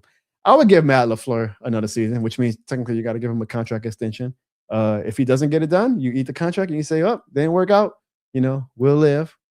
He ain't going to be the first head coach that got fired that a team has to pay out. But I do think next year he has to have the Packers contending and at least win one playoff game, especially the way your division rival is doing laps around you and dancing on y'all graves. Like, I mean, Lord. Imagine if Kellen Moore, let's put Kellen Moore in the situation. Let's say the Saints, we go on a run where we make the playoffs multiple years, but we never get past the divisional round. All right. And Kellen Moore in his, third playoff appearance as a Saints coach loses to the Atlanta Falcons, and the Falcons are in the locker room saying F the Saints, and their head coach is like dapping them off like that and running off like, ha, you loser. I think Saints fans would be frustrated as hell and be like, hey, no, Kellen Moore, like, we ain't taking that. Like, what the hell, dude? You out again. If you ain't shitting, then get off the pot. I think that's kind of what the Packers fans feel like right now with Matt LaFleur. So in that instance, I understand why they are frustrated with Matt LaFleur. But I'm trying to look at things. I'm trying to see the forest for the trees. I think that you give Matt LaFleur at least one more year, which unfortunately for the Packers fans means you got to give him a contract extension. But hey, sometimes time ain't on your side. Mikey says, no, Matt LaFleur is good for the players. No, the Chop says, nah, Matt LaFleur is safe. Bruce Saint says, LaFleur is definitely not the Packers fans' good graces. So yes, he is on that hot seat. I don't want to make sure I miss anybody. ASAP asks, do we think Mike Tomlin ends up anywhere? I think Mike Tomlin's going to go to Sean Payne route, then he's going to do TV this offseason and regular season ASAP, and then he's going to wait till the 2027 season to come back, where he's probably going to have his pick of whichever team he wants to go to. So I don't think he's going to coach this upcoming season the way John Harbaugh is like, I don't want to take a year off. I want to go right back into it. But I do think he'll be back in 2027. At least we know that he's not going to be with the Atlanta Falcons, because I don't know if y'all been seeing this, though, but good Lord, y'all. The Falcons are interviewing everybody and their mama. I mean, they're interviewing Kevin Stefanski, Mike McDaniel, Clint Kubiak, Aiden Durd, Anthony Weaver, John Harbaugh. I know the Falcons fans ain't on the chat tonight, but good Lord have mercy. Actually, it's a very impressive slew of candidates you guys are interviewing. I don't know, do y'all have any, is there anybody on this list, y'all, Saints fans, that y'all see and that y'all like, I really, really hope that he doesn't go to Atlanta? Because there's a few. Like, I mean, I could look at this list and make an argument that all of these guys would be successful in Atlanta. I mean, I think Anthony Weaver and Aiden Durr would probably be the two least big names that fans would be like, we ain't worried about that. But I mean, I can make an argument for all of these candidates for the Atlanta Falcons. I will say, I mean, I think Kevin Stefanski would be real good for Atlanta. Actually, that's my pick, because I feel like John Harbaugh is going to the Giants. So I think the Falcons' second choice is going to be Kevin Stefanski. And I think Kevin Stefanski, even though it ended badly in Cleveland, is a really good coach. And I would hate for Stefanski to be in Atlanta, but that's where I feel like it's going to go to. But that Clint Kubiak one really intrigues me, because we know how Clint Kubiak is. He was an offensive coordinator last year. Once the injuries came, he kind of came back down to earth. But I feel like Clint Kubiak is one of those up-and-coming hot offensive minds that some teams are eventually going to take a gamble on him. It would be very interesting if it's at the Falcons, because that would make the Saints-Falcons rivalry, which I feel like is on the upswing, really more interesting. So I would not be mad if they took Clint Kubiak from a rivalry perspective. Long way to go to see what Clint Kubiak as a head coach is going to be like, but I'm a believer in Clint Kubiak. I really am. So we'll see what the Falcons do. Brute says he hopes it's not Mike McDaniel. The North Chop says he hopes it's not John Harbaugh. ASAP says she thought that Harbaugh was going to the Giants. We'll see. I think the Giants are the favorites for John Harbaugh, ASAP, but he's doing his due diligence and talking to a lot of teams. The same way the Falcons are obviously doing their due diligence and talking to a lot of head coaches. All right, a few more questions, y'all, and then we get to our voicemails. The Philadelphia Eagles, y'all, because again, like I said, I feel like they have a dysfunction kink. They only operate in one mode, and that's dysfunctional mode. If they ain't winning Super Bowls, then everything's the sky is falling and the house is on fire. Do y'all think that the Eagles run is over? And I'm talking about when I say the Eagles run, do y'all think like the Jalen Hurts, Nick Sirianni, Saquon Barkley run of like winning Super Bowls is over? Or do y'all think that they're gonna, take a chill pill, exhale a little bit, and they'll be back to contending and being a top NFC team in 2026 and beyond? Or do y'all think that they had their run? This past weekend was kind of like the beginning of the end, and that it's about to be over for the Philadelphia Eagles, and they're going to have to reset in due time. I don't think their run is over. I really don't. I think they're probably going to trade A.J. Brown, but I don't think that they're as dysfunctional as they like to pretend that they are. I'm talking about not just the fans, but I feel like the players and the coaches too. Like I feel like they have a kink. Like they live in one mode, and it's like if we're not winning the Super Bowls, then everything's so bad and everything's so gray and dark. I mean, they still have a better outlook right now than the Cowboys and even the Commanders and Giants. So I don't know why they were making it seem like, boy, what a horrible year we had in Philadelphia. I don't get the Philadelphia sports lifestyle. I really don't. But I do not think that their run is over. Maybe y'all think so. Do y'all think that their run is over? Bruce Saint says yes. Jerry says yes. Mikey says yes. ASAP says AJ Brown is over. So yeah. The Chop is in alignment with me. He says, I don't think it's over, but the Eagles are going to bounce back and make another run. Yeah. All right. So guys, please elaborate. Why do y'all think the run is over? I mean, Saquon ain't going anywhere. Do y'all think that Jalen Hurts has peaked? Because a lot of people think that Jalen Hurts has peaked. I mean, he had a horrible year. Drew Brees tried telling y'all Eagles. Y'all should have listened. Drew Brees tried telling y'all. I mean, you can't make it up. You're still in the chat. You can't make it up. They were at Drew Brees early in the season saying the Eagles don't look the same. And the end of the season, those same fans that were cursing out Drew Brees was cursing out the Philadelphia Eagles as a team, because Drew Brees, he tried telling y'all Eagles fans. He tried telling y'all. Says, of course, the Falcons. So I want to know if y'all feel like the Eagles run is over. I don't think the run is over. I think the Eagles are still they have the talent. They have the organization infrastructure as one of the better organizations in the NFL that I think that they are going to bounce back. And it's funny to say bounce back. They made the playoffs. They won the division, but I think they're going to be just fine next year. Mikey says because they are a team for the players, but not an actual team. I think it's mainly just A.J. Brown, Mikey, and I think they're going to get rid of that headache this offseason. Bruce Saint says Sirianni will not find another worthy offensive coordinator. That's why. What time will tell? I feel like a lot of offensive minds are probably like, hell yeah, I want to, coach the Eagles with Saquon Barkley and Jalen Hurts. But we'll see. We'll see. Jerry says the Eagles are not getting Kellen Moore back. Let's hope so. Let's hope so. Crazier things have happened. 49ers probably thought the same thing about Robert Saleh. And now look at him back with the 49ers. Oh, speaking of the 49ers, do y'all think that they have any shot at beating the Seattle Seahawks this weekend? Because as nice of a victory as it was for the 49ers, every week, almost like the Buffalo Bills, they come out games much more banged up than they entered the game. And now George Kittle, who was like their best, maybe like the X factor. You're like, hey, if the 49ers do somehow go on the run, it's going to be because of George Kittle playing like that prime George Kittle that we all know and love. George Kittle was out for the season. We send our prayers to him for a speedy recovery with his Achilles. But do y'all think that the 49ers have any shot at beating Seattle this upcoming weekend? I don't. I'm picking Seattle. I think the 49ers are very impressive.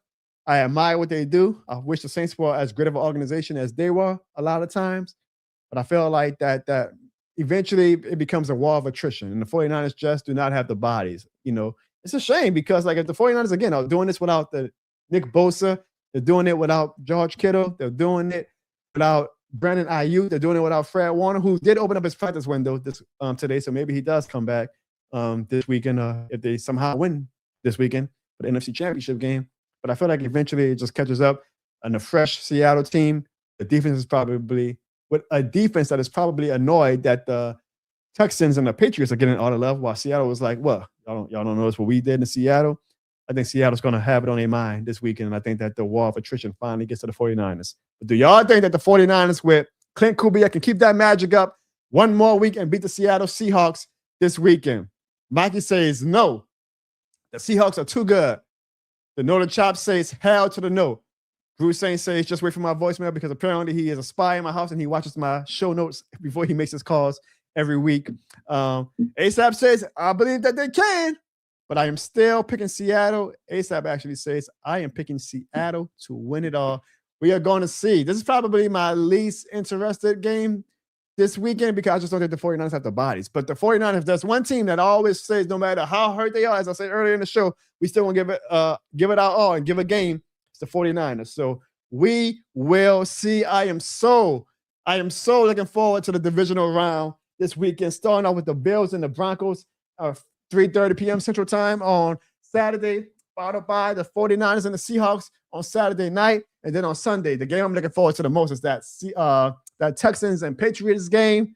Oh, man, those are going to be two good defenses going at it. I feel bad for Drake May, but if there's ever a time for Drake May to say, hey, I am that guy, put me in that top tier when y'all mention the Mahomeses, the Staffords, the Lamars, the Burrows, the Josh Allens, y'all going to start saying the Drake Mays.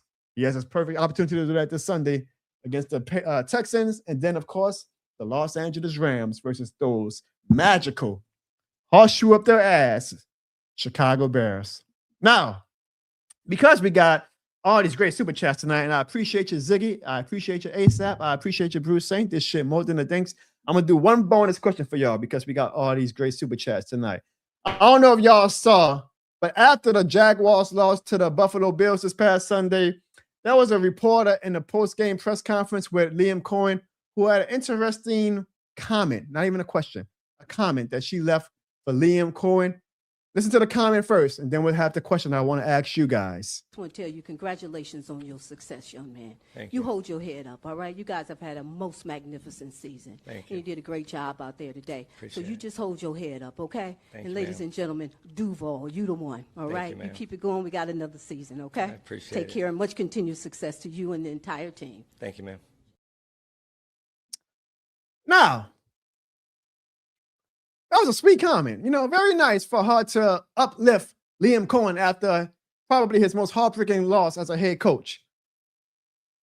And the fans, not just Jacksonville, but fans over the world seem to think that was a very cute moment. But you know how this world works, right? There's always going to be some type of pushback. And that pushback came in the form of other reporters on social media. A lot of reporters. I was going to grab some of the tweets from some reporters, but I was like, I don't want to single anybody out because a lot of reporters, just notice, a lot of reporters did not like that exchange on Sunday because they feel like it tarnishes the sanctity of post-game press conferences where reporters are not supposed to be biased. Reporters are not supposed to be, they're supposed to be there to ask questions and get information, not to make it a pep rally or uplifting moment for a team. A lot of fans bark back and say, you reporters are too damn pretentious. Y'all too damn uptight. This is 2026. This is not 1986 anymore. Just because reporters, y'all grew up on the rule that reporters cannot cheer for the team that they cover doesn't mean that in 2026 that rule should still be a thing. I actually took multiple journalism classes while I was in college. I went to college for communications. And I had many of my journalism teachers tell me the exact same thing that the reporters on social media are arguing, is that when you are reporting something, you are not supposed to be showing any type of bias or fandom to the thing that you are reporting. It removes the journalistic integrity of you covering that topic. Fans on social media say, bunk that. It's 2026. Who gives a shit? Who gives a damn about a reporter taking 20 seconds out of a press conference to say, great season, keep your head up? I want to know what you guys think. Do y'all think that was a cute moment? Or do y'all think that, no, that does not belong in the post-game press conference? Because a lot of reporters were saying, look, we're not saying that it's not a cute moment, but we're just saying that there's a time and place for that, and it's not during a post-game press conference. So I want to know, what do you guys think? Do y'all think that reporter, the great Lynn Jones, who owns one of the remaining, I don't want to say few because that's a good bit, but still not a lot, Black-owned newspapers in the world, the Jacksonville, I should have done my research. I ain't got 1,000 viewers. I don't care. It's the Jacksonville Free Press or something, a Black-owned newspaper she owns. Do y'all think that she was in the right to make that comment to him during the post-game press conference? Or do y'all agree with the more traditional reporters who are all saying, nope, wrong time, wrong place, it removes journalistic integrity? What do y'all think? Let me know. The Know the Chop podcast. He says, much love to that reporter. She was real genuine and just being uplifting. Bruce Saint says, we need more reporters like her. She's one of those who puts the fans before the industry. Her compliments were on behalf of the people. I love that. Jerry says, kudos to that reporter. Bruce Saint also says, people mad at that, I can bet are the same people who ask the dumbest questions that make the team wish that they weren't there. If you watch Aaron Rodgers' press conference, you can see exactly what Bruce Saint is talking about when he comes to asking dumb questions at press conferences. Mikey says, he just lost a playoff game. Do you want the press conference to be for the depression? I disagree with the reporters. Jerry says, is there a loss? These reporters are hating. All right, I want to make sure I missed anybody. My opinion on that, Pro P, a Falcons fan, says they should appreciate what the head coach brought to Duval and to their fans. All very fair answers, and I agree with every one of y'all. I have no problem with that. But here's where I think that we're kind of getting lost in the discussion and where, in typical human form, nuance eventually gets lost. I don't think the reporters who are pushing back on that are necessarily wrong too. Because again, I've taken journalism classes in my college career. I just chose to go a different career path. You are taught as a journalist to not show any bias, to not be a cheerleader, to not basically be a PR, person for the thing that you're covering. And hell, if I could play devil's advocate, imagine if a reporter did that to Mickey Loomis after last season. I think all of you guys would have been pissed. If Rod Walker would have said, hey, Mickey Loomis, man, keep your head up. We know that things are bad right now, but you're doing a great job. A lot of you guys would have been pissed. And a lot of you guys would have been like, ain't the time and place for that, Rod Walker. So I'm just playing a little devil's advocate. I know the context is much different, because the Jacksonville Jaguars obviously had a good season, but that's what the reporters are trying to make trying to say, that should not be allowed no matter what. But I am not in disagreement with the fans either. It is 2026. Times change. Rules change. Okay, fans have made it loud and clear. We don't give a damn if a reporter is biased or not until they do give a damn. Like if a reporter is biased and the team is not doing good, like, we're fed up with Dennis Allen, and one of our local reporters is saying, Dennis Allen, man, keep your head up. We will all probably be pissed and saying, man, shove that compliment up your ass. But when a compliment is warranted, fans don't care. I didn't care. I thought it was a cute moment. Actually, when it was first tweeted by Adam Schefter, I guess I got lucky. I wrote back and I made a joke. I say, that's not a reporter, that's somebody's mama. And that was before me knowing that it was going to cause this outroar like this lady caused from all these reporters. So now people are seeing my tweet saying that. Some of them are taking it as, oh, Jonathan, how come you're being so mean to the reporter? I'm like, I wasn't being mean. I was just like joking. Like, hey, man, us black people know. Like, us black people knew that was a black lady who made that comment. We were like, oh, that's somebody's mama. Like, she uplifting. So that's all I was saying in my comment. I didn't know it was going to eventually, blow up the way it blew up on social media with all these reporters saying, ain't the time and place. Either way, I'm going to get a good payout from my tweet because I got a lot of likes and comments from my tweet.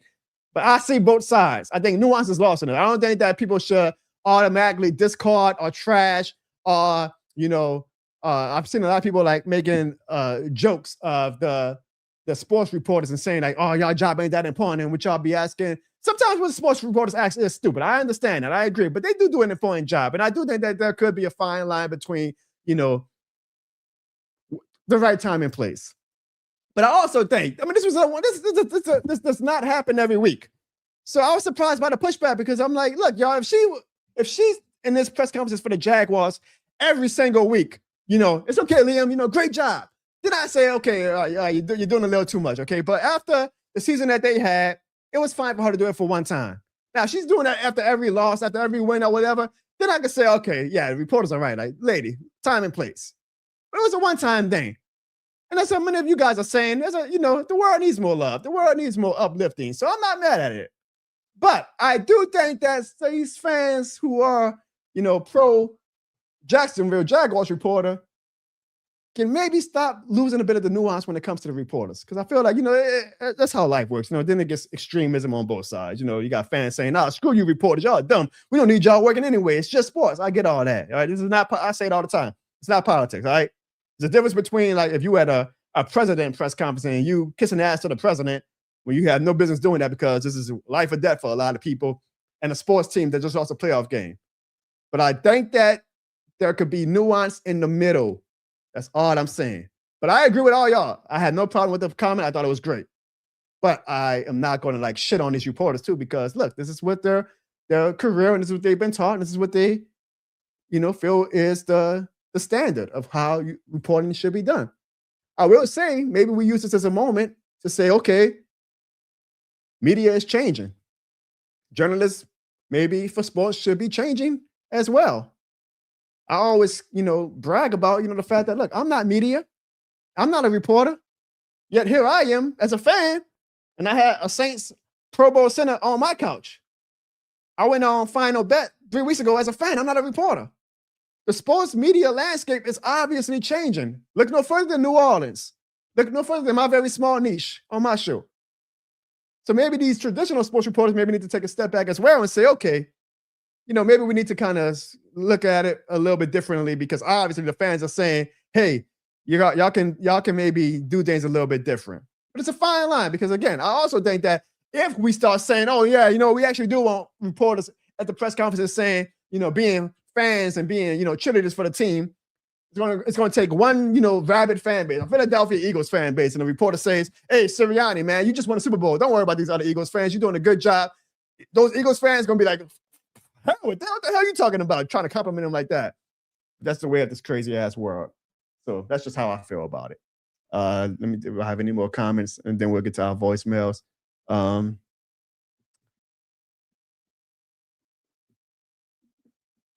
Carl says, I'm not going to put her down on the moment. If there is a line, I will give her flowers for this. I like it, but give a quick comment and ask a question. Bruce Saint says, I think journalism is needed, but the humanity shouldn't suffer because of it. That's a great comment, Bruce Saint. ASAP says, he looked like he was visibly upset, and it seemed like she was just trying to uplift him to me. I also agree with that. Either way, if you go on social media, that conversation is not dying anytime soon. I think there's fair points on both sides. I think that the sports media world is changing very, very rapidly. I think that both sides need to understand what's coming from it. And hopefully, selfishly, I'm one of those people who can be a renegade when it comes to the ever-changing landscape of sports reporting. Let's hear a word from one of our sponsors, and then we'll get to our goddamn voicemails. No matter what, we all know that this shit more than a game, and now you can wear it with pride. Visit www.jonobarnes.com or thisshitmorethanagame.com and buy your This Shit More Than a Game shirt now for the low price of $28.03. We've got you covered here on the Jono Barnes Show. So visit www.jonobarnes.com or thisshitmorethanagame.com and buy your This Shit More Than a Game shirt now, and let the world know, folks, this shit more than a game. And y'all want to know why this shit more than a game? Because y'all left voicemails, even with the Saints not playing. Y'all left voicemails and text messages this past weekend. So let's close this show out by hearing from Saints fans after NFL Wildcard Weekend.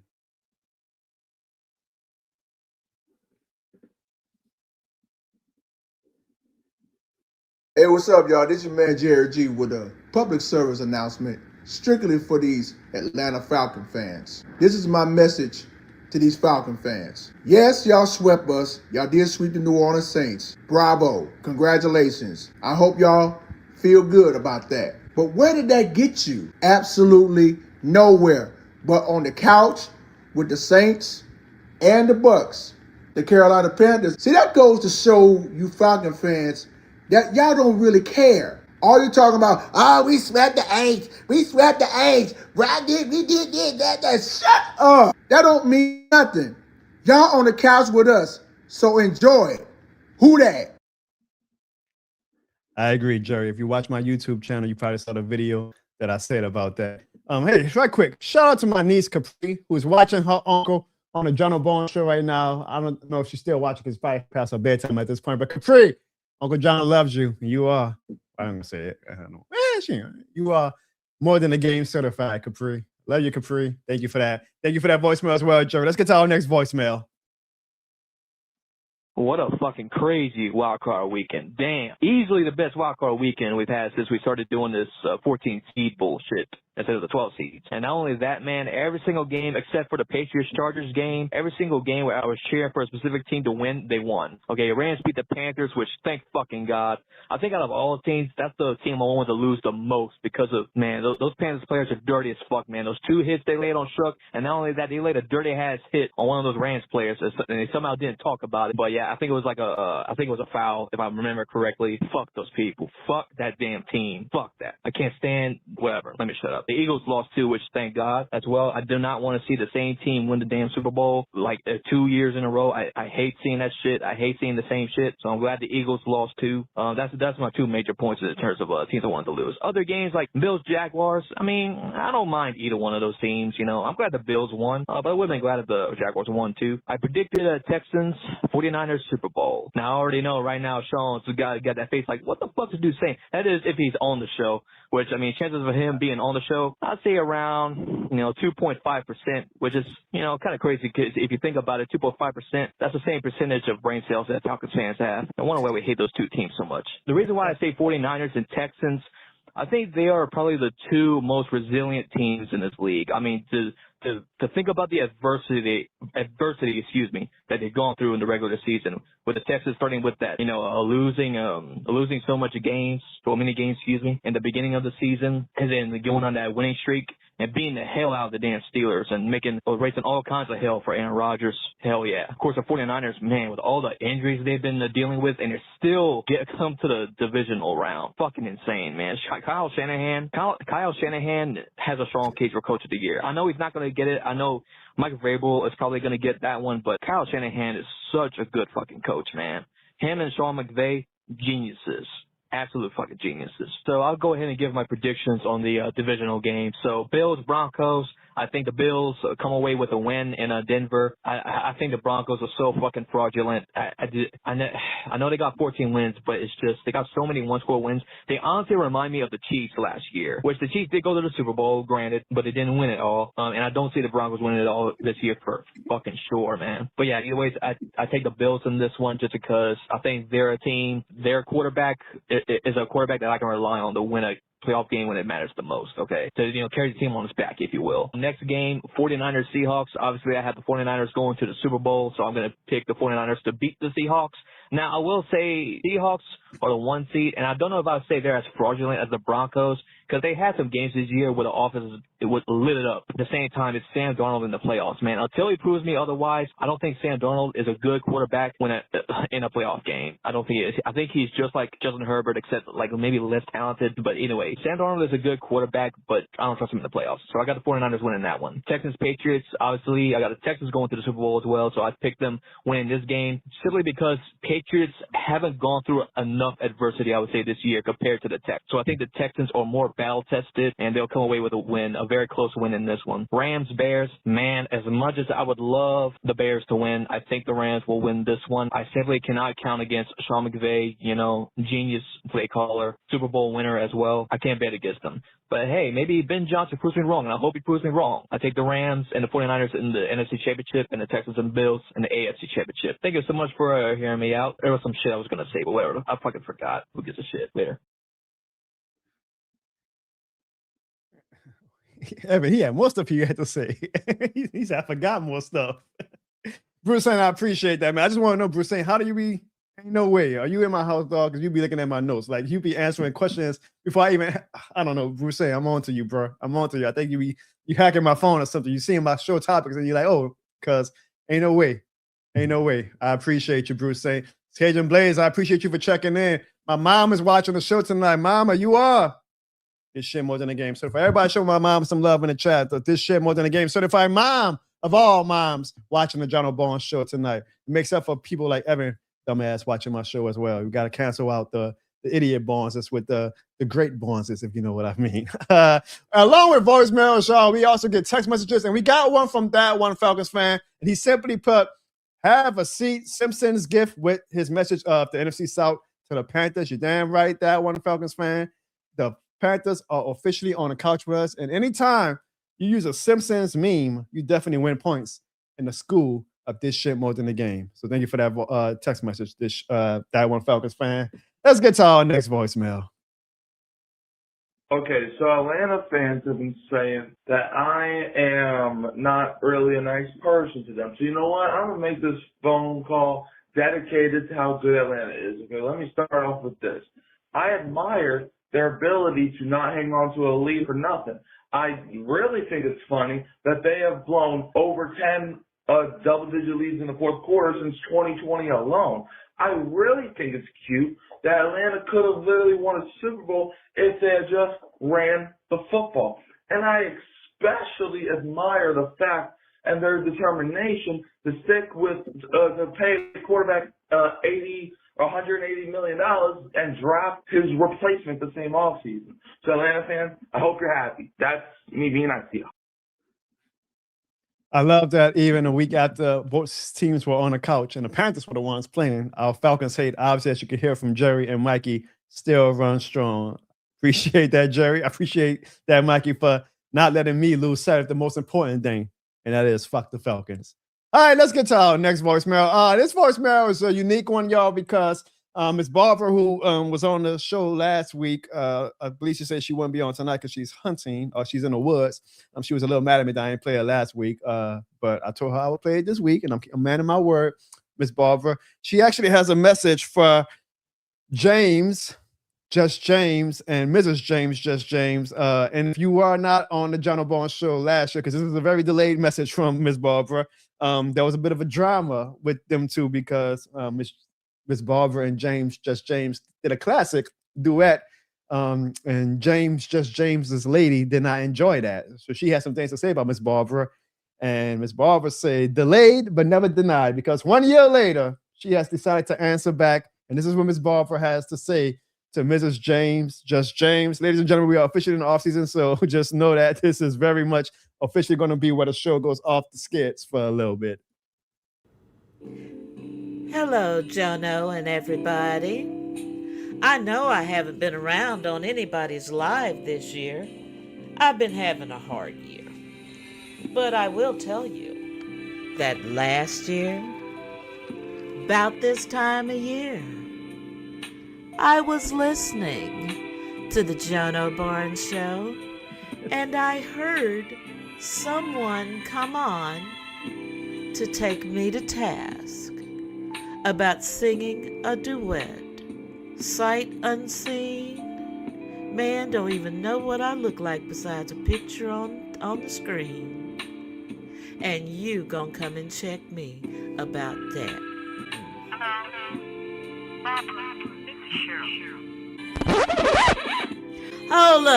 Hold up, Mrs. Shirley James, Just James.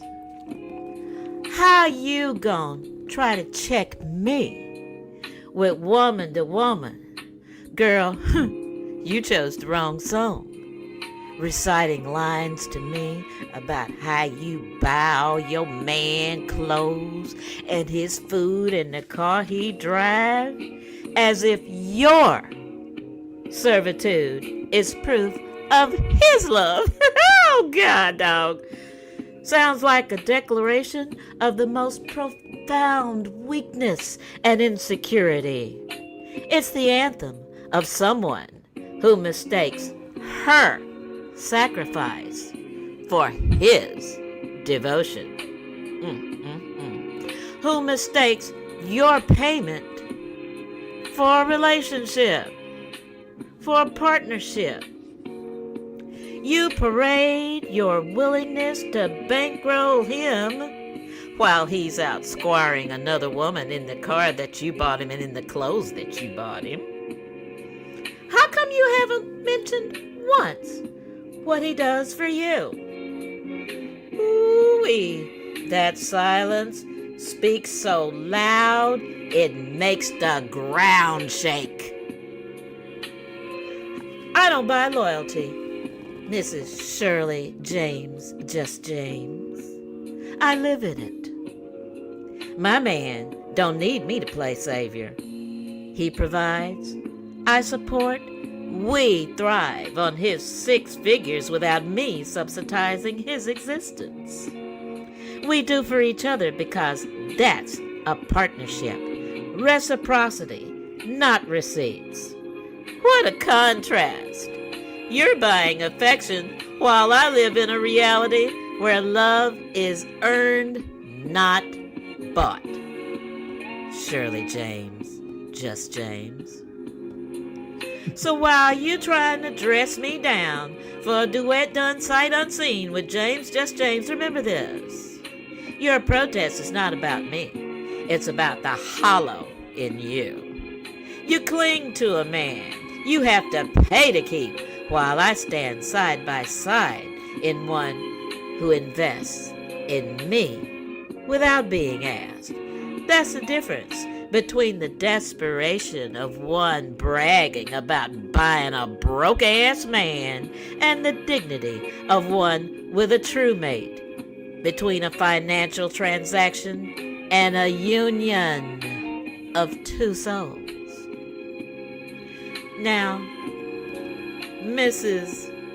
Shirley James, just James, I decided to do this track for this, so you'd have some familiarity with it, and it might cushion the little words that I just spoke to you now.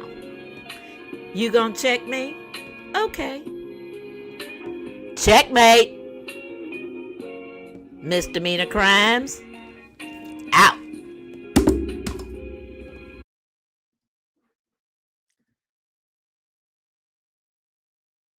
Just think about somebody who randomly gets the Jono Bones show on his algorithm because he wants to talk about the NFL Wildcard playoff recap. He walks into that voicemail. Just think about that. And that's why there's only one. That's why there's only one Jono Bones show. Evan says, sounds like Miss Barbara needs a real man. Sounds like, Evan, you need a real team because your dad is Cowboy. Say his name and he appears. I believe in The Cowboys. I believe in The Cowboys. Cause they love him in London and Paris and Tokyo, America, Scotland and Canada and Mexico. They say I believe in The Cowboys. I believe in The Cowboys. What time? What the hell? What the hell? What the... Wait, I thought Miss Barr was about to come on. Bro, put a shirt on. What the hell are you doing? Man, I thought Miss Barr was gonna come on. That's why I'm here. That was a voicemail she sent technically 2 weeks ago, Evan. Oh shit, my fault. Damn. My fault, y'all. Evan, are you on Black People Time, bro? The show has like 10 more minutes left. Oh shit, my fault. Oh, what's up? Hey. Ooh. Oh my god. We gotta blow these candles out now. Everybody in the chat. Look. I know. My fault for mentioning the Cowboys. Glass half full. He came on at the end of the show. Okay, we were going on 2 hours. We're about to end the show in a little bit. At least he came on when we were in the final stretch of the show, and he wasn't here on the show for his whole show with his bullshit opinions. Okay, so let's be glass half full. Let's be glass half full, Jerry. Let's be glass half full to himself. Bruce St. Audio. Let's be glass half full. Yeah, Evan. Ms. Barbara probably gonna come back on next week. So if you want to say anything to her, you might have to wait till next week. Man, I just bought this rose, just not there. All right. Well, either way, Evan, we do have one last voicemail because I did something that I usually don't do, and I kind of gave James a heads up. But I was like, look, Ms. Barbara, word around town is that she got something to say to you and your old lady. So James says bet. And he said, well, give Ms. Barbara this message. This is Mrs. James, just James. And I thought we were over that in 2024. But you know how these side pieces be. Miss Barbara, I think you need to let it go. He's made his choice. And so, DJ, please. Because James, just James, I still love you like I do. But I do still love you after the pain. The pain, though you still do me like you do. Y'all see, Don't blame Mr. James, just James. Mr. James, just James is just a man, and he's doing the best he can. I heard him say, don't blame Mr. James, just James. Mr. James, just James is just a man, and he's doing the best he can. Yeah, that's all I gotta say. B, finish it all. This is James. Just James. All right, honey, you go ahead and bring the kids to school now. All right, bye-bye. I love you too. Miss Barbara, why you had to do that? The season was over, everybody was fine. Now you got me in the damn doghouse again. But Miss Barbara, hit me up on my private cellular phone. 504-283-6767. Anyways, yeah. It was a wild card weekend, wasn't it? Ha ha ha. Did Evan put you up to this, Jono? Miss Barbara, did Evan put you up to this? Everything was going just fine till his ass came back on the show. Whatever. Ziggy, make room on that couch. We got Panthers fans joining us now. Hopefully they smell better than this musty-ass Falcons fans surrounding us. Just wait for Sean to join us now. Anyways, I gotta go handle some business. So James, just James, we'll see y'all next week. Wait, did I hear you give Miss Barbara your private cell phone number? No.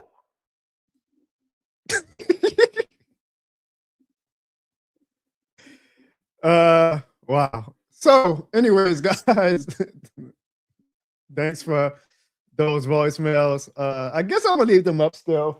I'm kind of regret my decision, to be honest with you. But throughout the rest of the NFL season, y'all know the number 504-484-9170. To everybody who's watching the Jono Barnes show for the first time, and y'all walked into a show that's titled "Recapping the Wildcard Weekend," and y'all just heard the past 8 minutes, if you even stayed on the show, my apologies. There's only one Jono Barnes show, and this is why this shit is more than a game. I appreciate, okay, I guess Evan left this way. I told y'all this show was about to go off the skids. I appreciate you guys. I appreciate Evan, I guess, for his cameo. Maybe he was going to want to say a few more words about, just the wild card weekend and everything, but I guess he's had enough as well. I appreciate, again, y'all, because this is why I say it's a sports entertainment show, not just a sports show. It's a sports entertainment show. So, there he goes. We're wrapping up the show. So great timing by you. I mean, I told you 7:15. You come on at 9:15. Great timing by you as always. The over under was 4 for me to appear on the show, so I'm trying to beat that. All right. So yeah, actually, you're at 3. So one more, and you can make people a lot of money. I bet you probably you owe yourself a lot of money. You see, like, oh shit, I'm deep with the Sharks right now. I got to make one more appearance. Hey, so what was she saying? She was like, just James, just being just James. She said, I think she said, don't blame Mr. James. Wait, Miss Barbara or his old lady? His old lady.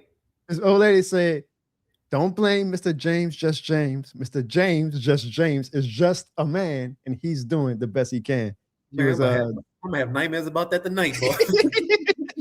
I have nightmares about that. Listen to Betty Wright, After the Pain. I think that's what they were. All right. I'm ready to go over. I'm ready to talk about the wild card. What happened? The show is over. The show is over. What you mean? We hit the 2-hour mark, bro. The show is over. Damn, you been on for 2 hours already? I don't know how a one-man show, and I still found the way to go on for 2 hours. But I've been on for goddamn. I talk about. Well, I saw Bruce Singh had a voicemail, so that was 30 minutes right there. So you only talked about an hour and a half. I'll say this. I'll say this. I'll let you I'll give you a minute. Like, what your thoughts about the last wildcard weekend and your thoughts about this upcoming divisional round weekend? Is there any game you're looking forward to? Is there any team you got your eye on? Is there any lasting impression you have from the past weekend of NFL games? So if we're gonna just do a quick recap of last week, Steelers lost. Aaron Rodgers, that was his last game. I figured I really thought they was gonna fire Tomlin, but as soon as he walked in the door, he looked at the owners. He was like, "Y'all ain't even gotta fire me. I'm quitting myself." It was smart. He said, y'all ain't firing my ass. I'm gonna quit. Chargers, Justin Herbert, not that guy. You don't believe him? Jaguars, Trevor Lawrence, not that guy. Okay. The Eagles, that whole offense. If you're not, pushing over there, they ain't doing much over there. So who's winning the NFC East in 2026? NFC East? Yeah, next year. Cowboys. Oh, of course. All right, go ahead. You still believe in Dak, but you don't believe in Trevor Lawrence and Justin Herbert. All right, go ahead. Absolutely. But if you look at, so that's enough. Well, and Ben Johnson effect at the Bears. Bears going all the way. That's what I'm saying. But for this weekend, I am looking forward to. I can't imagine the 49ers winning again with all them injuries against the number one seed with that defense with the Seahawks. I can't picture them winning. And also, people with the Bills, everybody's going on Josh Allen. They think that this is his run to go to the Super Bowl. I'm personally believing that this is where the Josh Allen train stops with Denver Broncos winning this weekend. Okay. I think Sean Payton in the defense, I think they're gonna figure it out. Houston defense, I'm not gonna lie to you, that Houston defense, man, they on point. Real good. Yeah. Looks real good. That quarterback looks the opposite. I thought that was Derek Carr playing. I really thought that was Derek Carr or Tyler Snow playing. That's what I really thought it was. Chuck. Anyway. So you're going with the Broncos and the Patriots for the AFC Championship game. Mm-hmm. And you are going with the Seahawks and the Bears for the NFC Championship game. Yep, I think I hope Sean got his last, hoorah this week, because after that game, he'd be right next to us on the couch. All right, well, it'll be bittersweet if Sean Payton even makes it to the AFC Championship. But before we even think about Super Bowl, I'll be a little bitter about the AFC Championship. Why everybody talking about we talking about the playoffs? Ain't nobody talking about the Cowboys right now. Everybody in the comments talking about the Cowboys. We're not talking about the Cowboys. Yo, he said it best. We're talking about the playoffs, which means we're not talking about the Cowboy. He got his own damn self with that line. You're right. My picks, Evan, I'm going with the Bills because, again, I just think Josh Allen, I have a logical belief that he's going to be Superman for another 3 games. I'm going with the Seahawks. I think the 49ers are too banged up, so me and you agree on that game. Oh, I mean, I don't want to be a prisoner of the moment, but I did say last week, and I told you, I said, yo, that Texans team, watch out, they're a sleeper. That defense is real good, dog. Evan, I don't know. I don't know if I believe in Drake May enough yet to think that he can overcome that Texans defense. I think I'm going to have to go with the Texans. Okay. I might change my opinion by Thursday. I might let the emotion of how great they look Monday night, not swaddle me enough for the my actual pick on our Pick'em League. But I think right now my gut is saying Texans. Sway. I was trying to say sway. I'm about to say swallow. Hey, and I'm thinking about kid. We had to swaddle, not swaddle, swaddle him to sleep. And I think the Rams are a better team than the Bears, but they got that magic, bro. Like the Commanders last year, like sometimes you just got that magic, bro. And I think the Bears are gonna do what you say, the Ben Johnson effect, and they got that horseshoe up the ass this year. I think the Bears and Ben Johnson's first year go to the NFC Championship game. So I got the Bears and the Seahawks for the NFC Championship game, and I got the Bills and the Texans for the AFC Championship game. Either way, Evan, it's going to be a hell of a weekend for football, and I am so excited. If we get even half as good of a weekend upcoming weekend as we got last weekend, it's going to be a great weekend. I'll lead the show with these final 2 questions because we did a hot topic segment, and I really want to know your opinion on this. 1, do you think the Saints should trade for A.J. Brown? Oh, absolutely. Why not?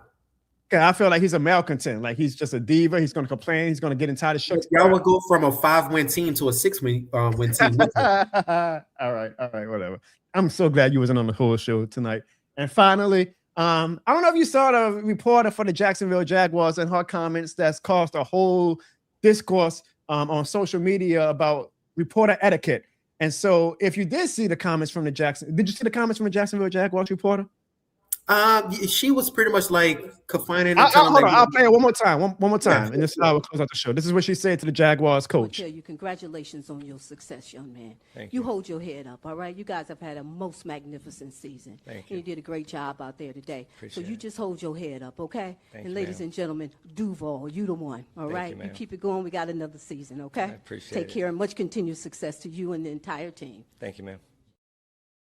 Evan, do you think there's a time and a place for a reporter to uplift a person that she's covering, or do you have no problem with that? Or you think it was a sweet moment that should just be something that people go, that was cute, let's move on? I'm gonna say 2 things right quick. One, hearing that reporter voice, I know she makes some good ass mac and cheese for Thanksgiving. I just know her. Based off her voice, I know her mac and cheese be good during Thanksgiving. And 2, I'm not gonna lie to you. If I was the coach for the Jaguars and I'm up there and she's telling me all this, sweet things, I'm gonna look to my left, I'm gonna look to my right, grab my water, take a sip. I'm gonna look straight at her in her face. I'm like, shut the hell up, because I just lost a damn playoff game. You over here trying to console me. I don't want to hear that right now. Hold my head up high. Why? I lost. I don't know why she happy too. This the last question she asked me. She telling me that. Man, when people I look after a playoff loss like that, hell no, I don't want to hear all that. I don't. You can text me for all that. You can email me for all that. Bro, when I saw that, the first time, I say that lady lost her damn mind. How can you ask a coach who just lost their first playoff game like that?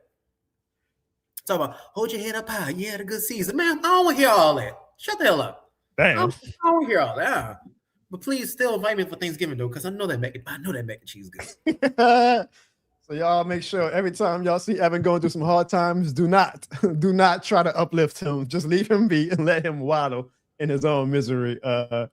Some sources, I mean, Evan always got his head down, get some Cowboys trash, and we damn sure ain't gonna console him or her on the Jono Bones Show. But I will console each and every one of you guys by saying I appreciate all of you guys for joining us on the first post non-Saints episode of the Jono Bones Show. Now that the season is over, thank y'all very much. Evan, next time, please just at least come an hour into the show, not damn 1 hour and 50 minutes into the show. That would be nice. Hey man, had some things going on, all right? I heard Miss Valver started singing. I said, shit, I need to hop on as soon as possible. Well, either way, y'all. I don't know about Evan, even if he is on the show. I don't know if he's going to be on time, but we will be back here on the Jono Bones Show. Same Jono Bones time, same Jono Bones channel. And y'all want to know why? Why, Evan? Tell them why.